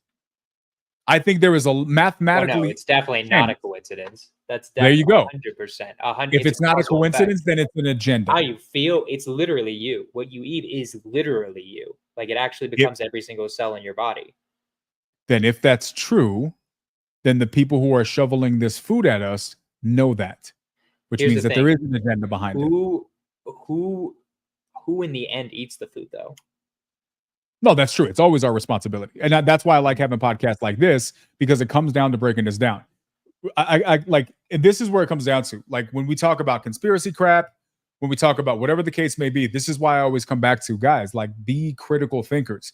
Because if your default is it's too confusing, or it's too complicated, or it's too inconvenient, you're already losing. I agree You're with that. already losing. Food is like one of those things I don't think you can afford not to research. In my opinion, I don't understand people who aren't willing to research food. What percentage of the population in the United States do you think researches the food that they eat, and then what percentage of those people actually follow through with what they've learned? Interested in your thoughts on that, guys. What do you think of the chat? Two questions. What do you guys think? I want to hear. What percentage of the United States population researches thoroughly what they should and should not be eating? What percentage? Question number one. Question number two, what percentage actually change what they eat consistently based on what they've learned? I'm interested in hearing what those numbers. I'm going to say less than 10% actually research. And of the people that research, probably 3 to 4.5% actually follow through. I have no idea. It's very small, though. I'd say less than 20% is my gut feeling, but I have no clue. I would say people are more concerned with macros than they are with nutrition. I don't think most people know what macros are. But to be honest, if you asked me to name macros, I probably would get it wrong. I think it's fat, carbs, and protein. Those macros. I just think that there's a larger conversation surrounding macros and people that go to gyms and stuff like that. There's a lot of health people that go to the gym and talk about, doesn't matter what you eat. You can go to McDonald's as long as you stay within your macros. You get your numbers right for calorie intake, all those different things. Food is also such a weird one because food affects every single individual person so differently. So there's certain things that'll work for you that won't work for other people. So Correct. To not test things out is super dumb because everybody's body is different. Do you think illness would go down if, as a mass society, we started being more focused on this and making our decisions? Dude, just objectively, the number one killer of Americans is heart failure, heart disease. What obviously causes heart disease is you eating crap that increases your cholesterol and all that stuff, right? That's the number one killer of Americans is obesity, right? Having too much fat. So of course it would. And then there are a bunch of other diseases where you think it might be something crazy and it's just what you're eating, right? But there was the one there it's really obvious too. Yeah. So no, of course it would. It really matters. It's probably one of the most important things you can do research about, I would say. So let's talk about this. Let's wrap this thing up. It's funny. The more we talk about this, the more you realize how many crazy directions you can go when it comes to food and these types of topics. There's a million different things. What's the agendas? What's all this different stuff? I think at the end of the day, you really need to do exactly what you said, Jonah. You got to do your own homework. You got to be willing to be consistent with what you learn. You have to try different things too. You got to try different things, and you got to push through, because at the end of the day, nobody's coming to save you. No disrespect. There's a lot of amazing doctors out there. I will never, based on my experience to this point, trust a doctor with my health, because doctors, in my experience, as a general rule, have no effing clue what they're talking about when it comes to nutrition. What do you mean? What do I mean? Like, do you go to the doctor when you have a sickness? You think? I try to never go to doctors. I went to the emergency room the other day, and then once again, the reason I hadn't gone in a couple of years is because every time I go, they run all these tests and have no clue what's going on. It's like, why are you here? You had the only thing you can successfully do is bill me for my visit, but you're comfortable sitting here, never having an answer for everything. But here's the problem. If what I just discovered, and when I find out that this actually works, if what I just discovered and am testing now for my health actually works, you know what that means, Jonah? That means for the last 15 years, 100% of the doctors that I have gone through had within their resources to figure this out. But they didn't. I think, can I be honest with you for a second?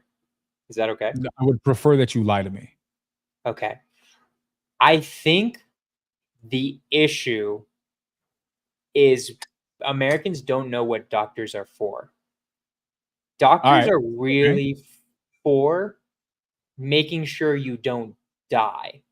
That's what they're really there for. If you're talking about triage doctors, if you're talking about like emergency room doctors that are dealing with like that's part of it, who's got into a car accident, those people are lifesavers, right? I got nothing but the utmost respect for those people who are able to deal with those situations. Because if you're dealing with triage and you got to stop somebody from bleeding out, like fantastic. I know nothing about that. I cannot speak on that.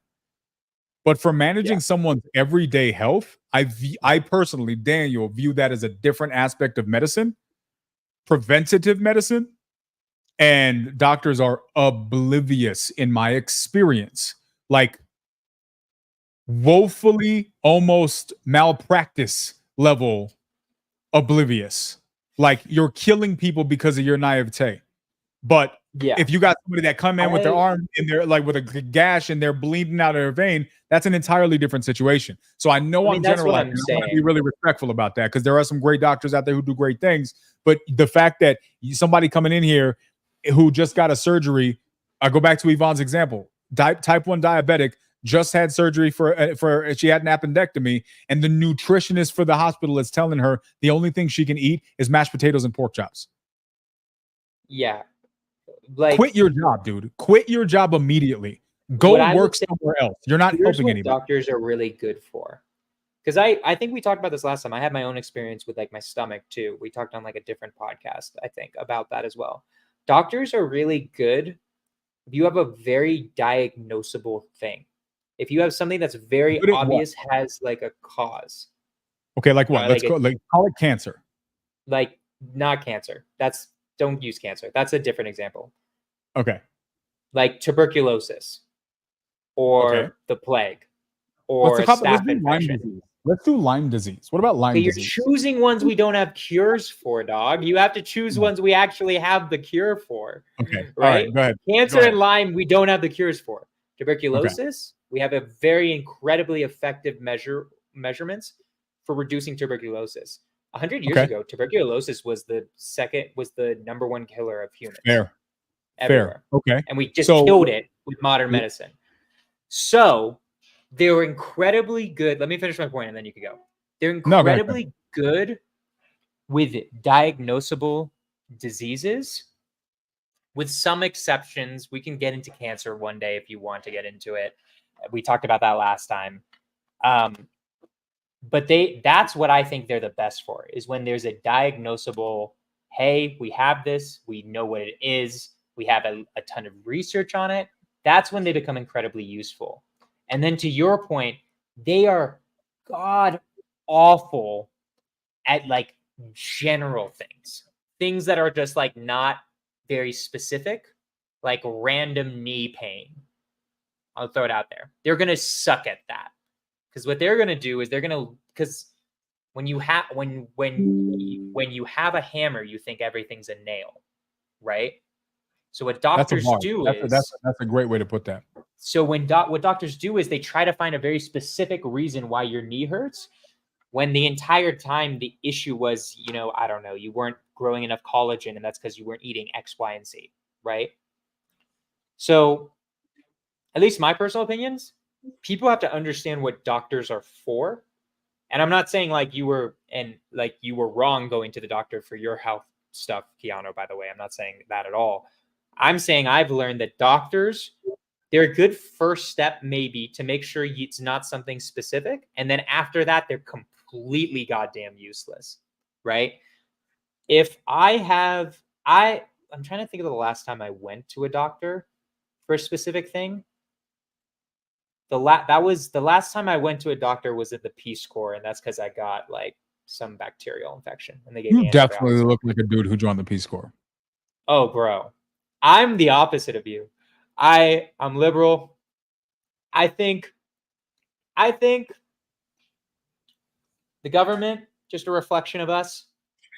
I just think, tax me more. I love the Peace Corps. I don't know. I'm just screwing around. Oh, what's up, Jess?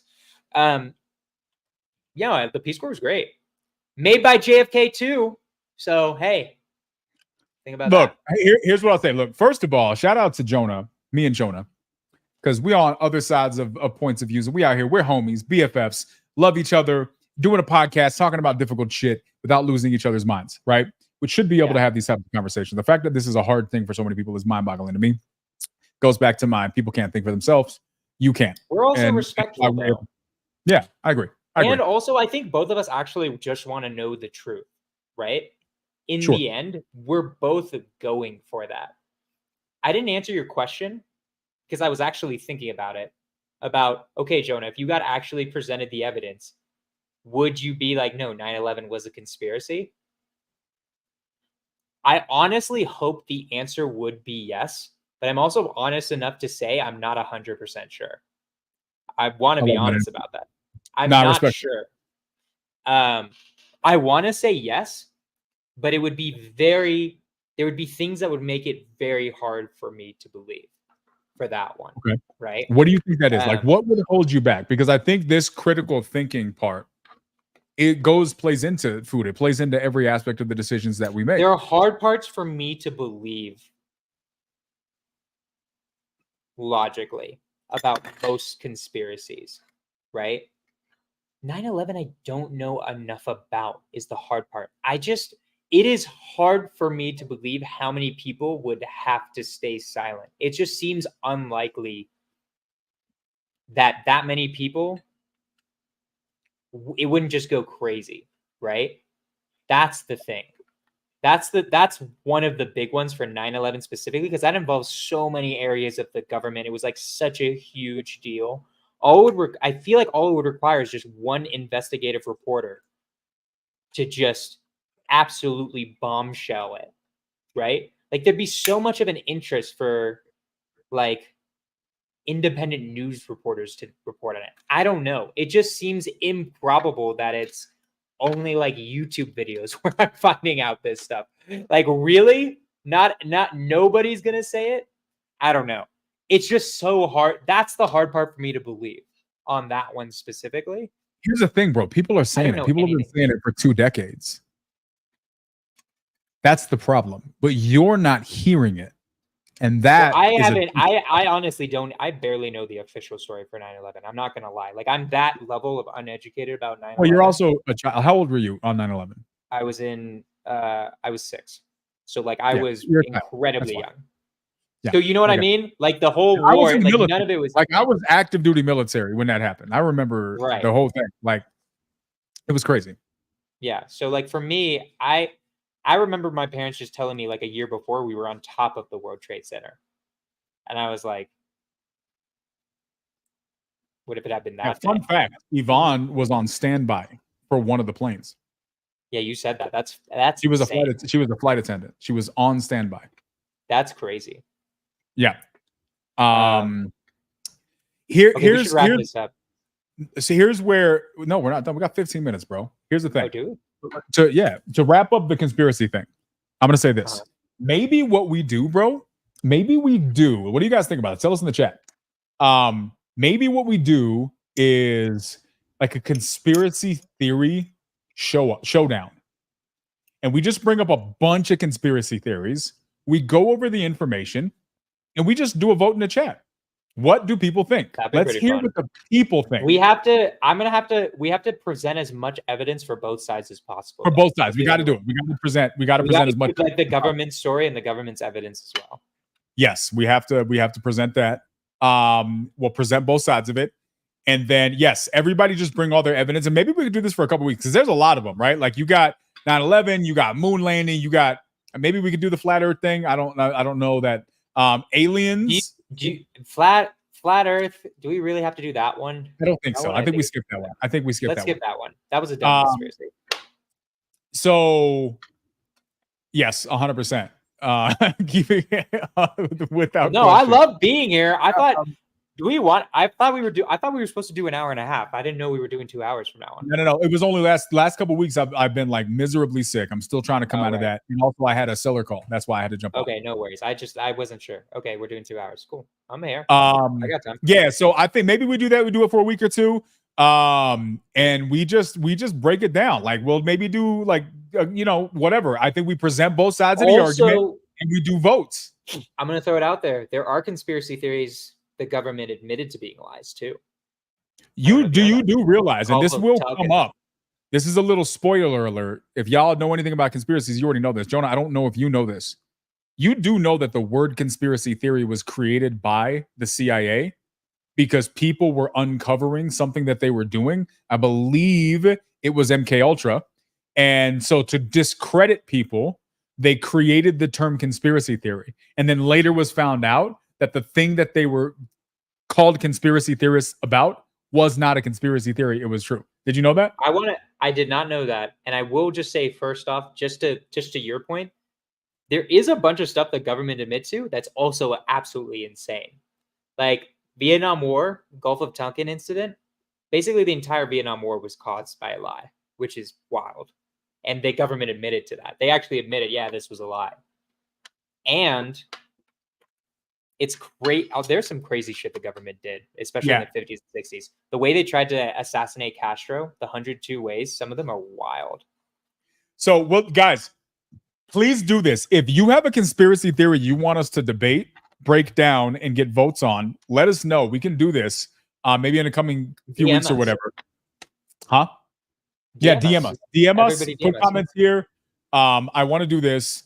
If you don't know what MK Ultra is, that's a real interesting one. We gotta talk about MK Ultra. MK Ultra one's a wild one. I know only a little. I just know so little about Project Paperclip is another real one that was proven true that people were called crazy for. Very, very interesting. And we'll just vote it out. We'll put the information out there. And you know what I'll do? What we'll do? Should I say this? I'm gonna tell you offline what I think I'm gonna do, because I'm gonna challenge people to think critically. That's what I'm gonna do. I want to challenge people to think independently. The whole purpose behind this, guys, is not to get you guys to wear tinfoil hats. The purpose behind this is to get you guys to think critically. I want a world full of critical thinkers, not dummies. We don't need more dummies. We got enough dummies. So I think that's going to be good. I think that'll be fun. Can we get a representative from the government? We can find one. Like, just get That'll be someone cool. from the We can trade government that who's like, no. Oh, this is a good one. This is a real good one. I think this is a one that we haven't really. I think this actually is one that still Oh, impacts that one's us sad. today. That one's also Um, another conspiracy theory that's so. That one makes me mad.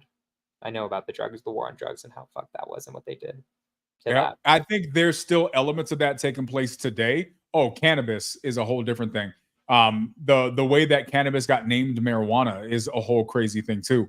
The bottom line is, guys, we live in a world that lies to us every single day, and that's okay. If they have their agendas, they're allowed to do that. I'd rather it was not the case.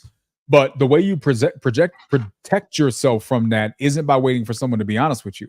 It's by being intelligent enough to find out the truth from the lie on your own. Grow up, be adults, think critically, and figure out what you want to do with your lives. Now, that being said, I talk a lot of smack about doctors. And I want to be really I got to do a better job at actually being more specific about my issues with doctors, because there's a lot of great doctors out there that help people and save lives all the time. And so I know it's a gross generalization when I talk about that. Unfortunately, I've just had such negative experiences with doctors. And a lot of it comes down to not just the experiences themselves, but it also comes back to the system, because there are plenty of doctors who would like to help, but work within a system that doesn't allow them to, which is a problem in and of itself. Yeah, there's a lot of problems with healthcare in general that we could get into a different podcast for sure. Like, I think the biggest thing that most people can do that would solve most problems with doctors is understanding what doctors are for. And like I said earlier, I just think they're the best when there's something specific, and like they can actually, if they can give you a reason for why it's happening, then it's really good. If they can't, they're god awful. It's just like really bad. That's my personal opinion with doctors and like emergencies and stuff like that. If you break your arm or something. So let's wrap up on the food thing, bro. Like let's wrap this up. We've gone on this. I want to hear people's final opinions, bro. Like, where are we at in the food topic? What should we do? So let's get some feedback from people. I want to hear your opinion, bro. There are a bunch of different diets out there. We got the standard American diet. You got keto, you got vegetarian, you got vegan, you got carnivore, you got Mediterranean, you got paleo. A lot of those are variations of the same thing. What are you guys thinking? What are we doing? Right? What diet do you think is the best? Obviously, if anything, if we've learned anything, it's just the food pyramid. If you haven't gotten that from the podcast, it's just go to the food pyramid, 100%, and look it up, you idiot. Listen, and then do what you're told. Eat 17. I do want a soft serve triple cone. What do you think? Do we have any strong veganers in the chat? If you think that vegan is the diet for the masses, like some of the elites do, let us know in the chat. If you think vegetarianism, I wish Maj was here to give his opinion. You've changed sides. I haven't really changed sides. I want to throw this out. You changed sides, Jonah. I won't eat meat at a restaurant. I have to know where the meat is being produced for me to eat it. Okay. I've opened up in the sense that I've thought about it more and just realized I don't have to have blanketly not eat meat. If it is in regenerative farms, like you were saying, it's fine. But I refuse to eat factory farm meat. I'm still refusing that. Right. So I would say I didn't really change sides. I just thought about it more and realized that I could include meat back into my diet. I like that. Made the steps right. You didn't mention this. Haven't changed.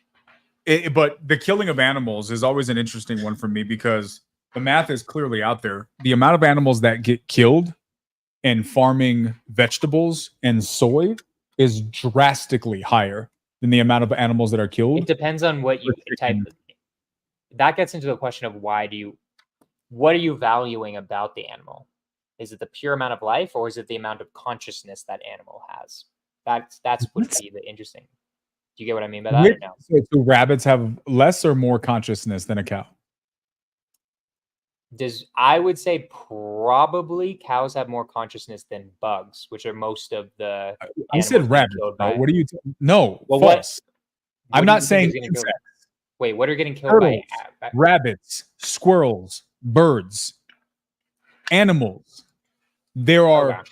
I thought it like was insects. 10x more animals. I thought you were talking not- about insects from pesticides. That's what I thought said- we were going with. No, I'm talking about the way that they farm them with those big machines. We're not even talking about the greenhouse gas emissions from those machines. I think it's like like 5x, 10x more animals get killed from farming soy and vegetables than from the farming of meat. Way more. That's interesting. Is Way it more. every vegetable or is it certain vegetables? I think that would be soy is certain one of the vegetables. highest ones, but I think it's specific vegetables. I think soy is one of the highest ones. I feel like it's I don't probably know. soy, corn, those ones. Yeah, That one I didn't dra- look into as much because that wasn't as big of a reason. For me, it's more greenhouse gases and overfeeding of antibiotics, because that's also another issue that I just kind of mentioned at the beginning, and I could show research articles about how that's creating antibacterial strains of a lot of diseases. Yeah, antibiotic resistance is a real thing that should probably scare people. It's huge. because It's we've going to just be been so in 30 closely- years. We're on that. I don't know how it's- much you know about this, Quijano. We're gonna come back to a world that we haven't seen in like 150 years, in like 30 years, where like you could get an infection and just die from it because because it's an antibacterial resistant staff. Something that our world knows about, but still continues to not address. Got to ask yourself why. It can't just be money. It can't just be short-sightedness. There's got to be some sort of reasoning behind this, in my opinion. We can't be this stupid. There's got to be a reason behind it. That's just my opinion. I could be wrong. But yeah, I think that part of it is money, though, right? At least, of course, at least part Okay, of it. I just want to double check. I Yeah, think I don't think almost all of nothing it is to do money. with money. No, I think that's a part of it for sure. think it's Power all- is a part of I think it it's for all- sure. But I'm going to tell you this. I want to show you guys this diet that I've been on recently, because I've been on carnivore. I've been on a lot of these different things, and this one's been the most interesting. Very, very much the most interesting. I'm Only working on soy. getting. It's a soy only diet, and I'm currently growing boobs, which Just is really nice. only as a tofu. result. all day, guys. Soy has to be one of the unless it's fermented, soy is one of the most unhealthy things on this planet. You do know that, right? I guess it depends what you're comparing it to. No. I'm comparing it to everything. Soy is one of the Is most it more unhealthy unhealthy things on than the planet. sugar? I would refined sugar? I would argue that maybe yes. Soy may, I don't know. I have never compared the two, but from what I understand, I would say that there is an arguable yes to the possibility that soy is more dangerous than sugar, Okay, without wait, question. What? Wait, why? I don't. A number of why reasons. is- One, okay, I'll tell you why. First one, the soybean is one of the most absorbent things out there. So when they farm it, the chemicals, the pesticides, and all those different things are usually in a drastically higher concentration than another vegetable that would have been right next to it. Like drastically higher, a market number higher because of it's how absorbent it is. You spray pesticides on a rocks, you spray pesticides on a sponge. Which one's going to have more? Very same equivalent I when it comes to understand what you're soybean. saying. So it has more Yes, pesticides. even soy sauce. But phytoestrogens, that is another huge part of it. The estrogen count in soy is dangerously unhealthy for the hormone imbalance in human beings. Hormone imbalance is, in my opinion, one of the big silent killers in our world.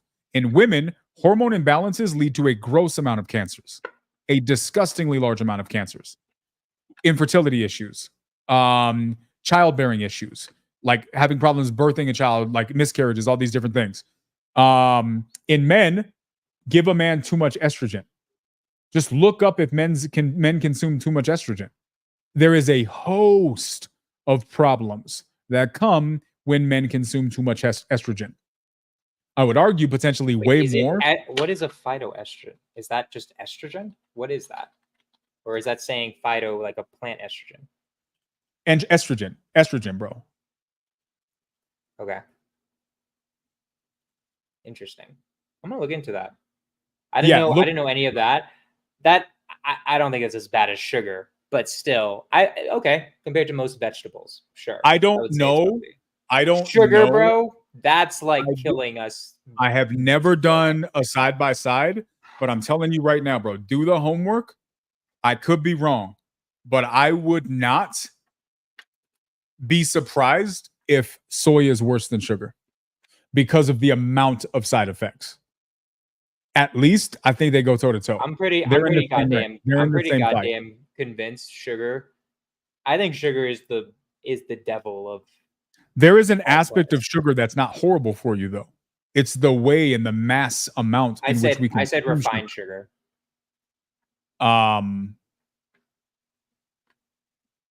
Yeah, it throws everything off, right? Like I'm telling you, bro, Sure. look into the difference. I've never compared it, guys. If anybody in the comments knows the comparison, I'd love to hear perspectives on this. I've never compared it to sugar.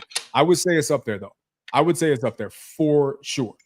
But it goes back to educating yourself, right? It goes back to really, really being informed and understanding what you're doing with your body. I've been on this really, really crazy journey myself for a long time, since 2009 at least, dealing with health struggles, dealing with different things. And it's been an interesting journey for me. I recently started a diet. If this continues to work, I'm going to get an affiliate link for them. But I'm going to show this to you guys. I feel like it's a little premature, but I'm going to show it to you guys. Don't sell anything until you know it works for you, at the very least. I'm not selling it. I'm just telling people about the journey I'm on. You think I should just wait until I know it works? Or should I tell people in the meantime? I think it's a bad idea if it doesn't work for you yet. Sharing health stuff. That's my personal opinion. I don't know. Jonah says, because, wait. like, what if this company sells stuff and then it just doesn't help anybody, you know? I need more votes. So should I do it or should I wait? I can wait. I'll wait. I feel like you should just wait till you know it works. What if it doesn't work? What if they're as shitty as the doctors? That would be unlikely. I don't know. That would be extremely unlikely. I don't know. I'm not sure. I just feel like we should just wait. wait. No. I'll wait. I can hold off. I don't have enough. I don't have enough arguments in the comments to endorse me or push me to go and do it. So I'll hold off. I am excited about it though. It's been very interesting. I have seen a lot of differences from the day I started it, which was the crazy part. And the fact that the majority of those differences have maintained is super interesting to me. I am definitely not done yet. I'm feeling better, but I'm not out of the woods. What I am excited about is that I am trying 2 or 3 different things right now that I have never, ever, ever done before. And all of them so far seem to be working okay. So I think over the next couple of weeks, I'll have a much better idea of how successful I've been since doing this. But what I can tell you is that as a person who's tried a lot of diets and avidly and followed these things really, really to a T, I genuinely believe that the way of the future when it comes to health is personalized. I think it's got to be personalized. You need to get personalized tests that find out where you're. That's what one of these tests, the test that I'm talking about, the company that I'm talking about, is. Oh, sure. I'll check it out. I'll look for it.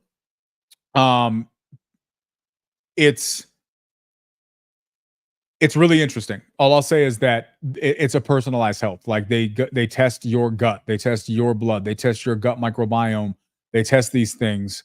Was wheat and leaky gut one of your red flags with them? It takes longer to heal. Yeah, I have a lot of issues. Can I zoom this in? Let's see if I can zoom this in. Oh, not here. And cut out the name. Zoom. Yeah, it's not gonna let me. It's going to continue to wait, hold on. 11. Okay, this might work. Let me try this and see if this makes a difference.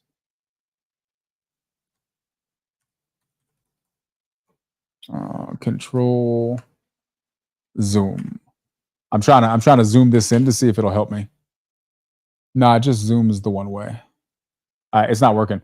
Yeah, I think I have leaky gut. So of all of the different things that I have, it gave me 50 scores. 33 of them were extremely negative of the 50. Like 30 of the 50, 33 of them were like, dude, you need a lot of help. And it was bad. Fortunately, like the ones that I was good on were like heart health and liver health, stuff like that. I was fine, but pretty much every other aspect of it, gut health, how it relates to my brain, all of these different things were really, really bad. And it kind of scared me. You know what I mean? But I think that personalized health is the way to go. I think that testing your personal health situation, getting real All right, Keanu, clear. I got a question for you. What happened? What if that company is just telling you a bunch of bullshit so that you buy their stuff? Explain. Like, what if they're just lying to you and you're not that unhealthy and they're just charging you for it? What are they charging me for? Are you not paying them any money? Yeah, but like, I'm just playing devil's advocate in the sense that we always are really easy to distrust doctors, governments, all that type of stuff. And I'm not saying like I wasn't trying to like bust your balls on your specific health issue, because I know we're talking about your specific health issue right now. What I would, and maybe we shouldn't go to this because we're at 2 hours now, but what I was saying was, it's like, what I kind of meant by like, it's so hard to decipher what's even real information or what's BS is the exact same thing. And there's a certain point where it's like, God damn, I guess I just got to trust it and see what happens, you know? Yeah, I mean, I hear you, but I think that this is where doing your own homework comes into play, right? Look, Jonah finally got his own conspiracy theory. What if everything's bullshit? That's Jonah's conspiracy what if all of it's BS?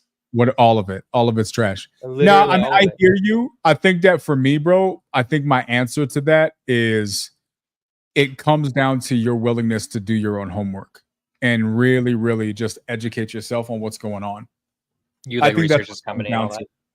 And Basically. me doing the homework that I'm doing is that you can test these companies, right? Here's the reality. To your point, Jonah, to your point, it is possible that I sent them all these samples and then they gave me some BS response that had nothing to do with me personal. That's possible. I can't be naive and accept the fact that that's not possible. However, the fact that they gave me information, their results mirrored exactly my struggles that I feel, means that at least their guess was close, right? Because the mathematical likelihood. You never told them what's wrong with you? It's an online thing, right? So I think you do answer some questions. I don't know. Appreciate you. I'm going to look for the DM. Appreciate you hanging out. But then the other side of that is they sent me suggestions. And the suggestions in this diet I would have never chosen to eat on my own. Like, for example, I eat plantains and rice now. I haven't eaten stuff like that in a long time. And I feel fantastic. I've actually lost weight. So what they're suggesting is working a lot. Love it. And I believe that there's a lot of science that supports in the end. personalized medicine. And so it's my opinion, guys, that there's a lot of different things that you can do to take care of your health. Here's my biggest takeaway. We talked about this a lot. And unfortunately, this host conversation takes you in a lot of different rabbit trails. It takes you a lot of different directions. And I don't think we really have. And I don't think we've even scratched the surface on this topic, right? We're done for now. Maybe we circle back in the future. But I think the biggest takeaway for me is this. One, educate yourself. Like, genuinely use independent thinking. Stop just believing what somebody tells you. I don't care if they're your doctor. I don't care if they're a nutritionist. Listen to them, sure, but educate yourself. And most of all, don't believe either of us. We're just guys on YouTube. Especially not Jonah, because he thinks that. Especially not Keanu. If it wasn't, he thinks all the government just wants us all dead. Jonah thinks PE was the government's solution to poor nutrition. Keanu thinks that PE. Keanu heard that argument and then immediately showed a PE video to support his argument. So, who's stupider now? But yeah, don't listen to anybody, right? Like, especially to the cow whisperer over here who thinks cows can't survive in the wild. But not do your own homework, y'all. Like, literally educate yourself. You got to test different things, stick to it, and try what works. I think that it's worth for your health. You only get one body. You do. And you can either live yourself sick, live your life sick and unhealthy and blame everybody else, blame weird issues, or realize that you have a lot of the control. And I would argue that the great majority of, a very large number of the health issues that are out there could simply be resolved if you guys went, learned about your health, and changed what you put in your body. Eat differently, take out the trash, put in healthy stuff. And people will be like, oh, you can't do that. Nutrition's not going to help any. There's doctors. Nutrition's not going to make a difference. I'm sorry. You're an idiot. Respectfully. You're a freaking idiot, and you're closed-minded, and you're naive. You're not willing to look at the information that's out there. There is so much evidence out there. There's so many testimonies of people whose lives have been transformed. I'm not saying that your diet can change everything and fix every problem, but it sure as hell can eliminate a lot more than we're giving it credit. And so that's my argument. If there's a takeaway from this whole entire series, it's educate yourself, think for yourself, try new things, stick to it.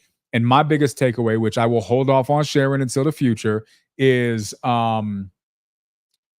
do some personalized stuff. Find out what works for you. Find some tests that does some personalized testing. If you want the information on the one that I'm using, I'm happy to shoot me a DM. I'll send you the information. You can research it for yourself. I can't say it's worked for me. What I can say is the last 30 days, it has made a huge difference. So far, so good. Love it. Let's do dope stuff, man. Like, comment, subscribe. Please share with your friends if you enjoyed this podcast. If you watch this and haven't liked, commented, subscribed, turned on notifications, I'm a little sad. Subscribe to each of us. Me and Quijano make a ton of different content. Most of mine's usually real estate related. This is the only thing I do that has nothing to do with real estate. But yeah, follow our channels. It's a great time. Do it. Yeah, like it. Hit the like button, y'all. If you haven't hit like, that means we sucked. Did we suck? Was this a bad podcast? Let me say something. Okay. You and I, no matter what, are entertaining human beings. We're having a good time here. I think people are enjoying it. I hope so. We want to continue to do dope stuff, guys. Really, really appreciate you putting the information out there, liking, subscribing, send it to your friends. Al, stop it. You can't even read. Is going to be helpful. So this is why he typed no, because this is the maximum amount of letters he can put and not spell it wrong. It's okay. We still love you, bro. Guys, comment. Let us know. Let us know if you want us to do this conspiracy showdown. What conspiracies you want us to do. Let us know if there's other topics you want to cover. We're going to be doing all kinds of stuff. We're talking about doing a squatters one. We're talking about doing a bunch of different things. Appreciate you, Olga. Thank you so much. And see? And I'm excited, bro. I'm excited for the podcast, bro. I'm excited for the cool things that are coming. I'm excited for the different topics we're going to do and more stuff to come. Appreciate you, bro. Love it. Bye, y'all. See you later.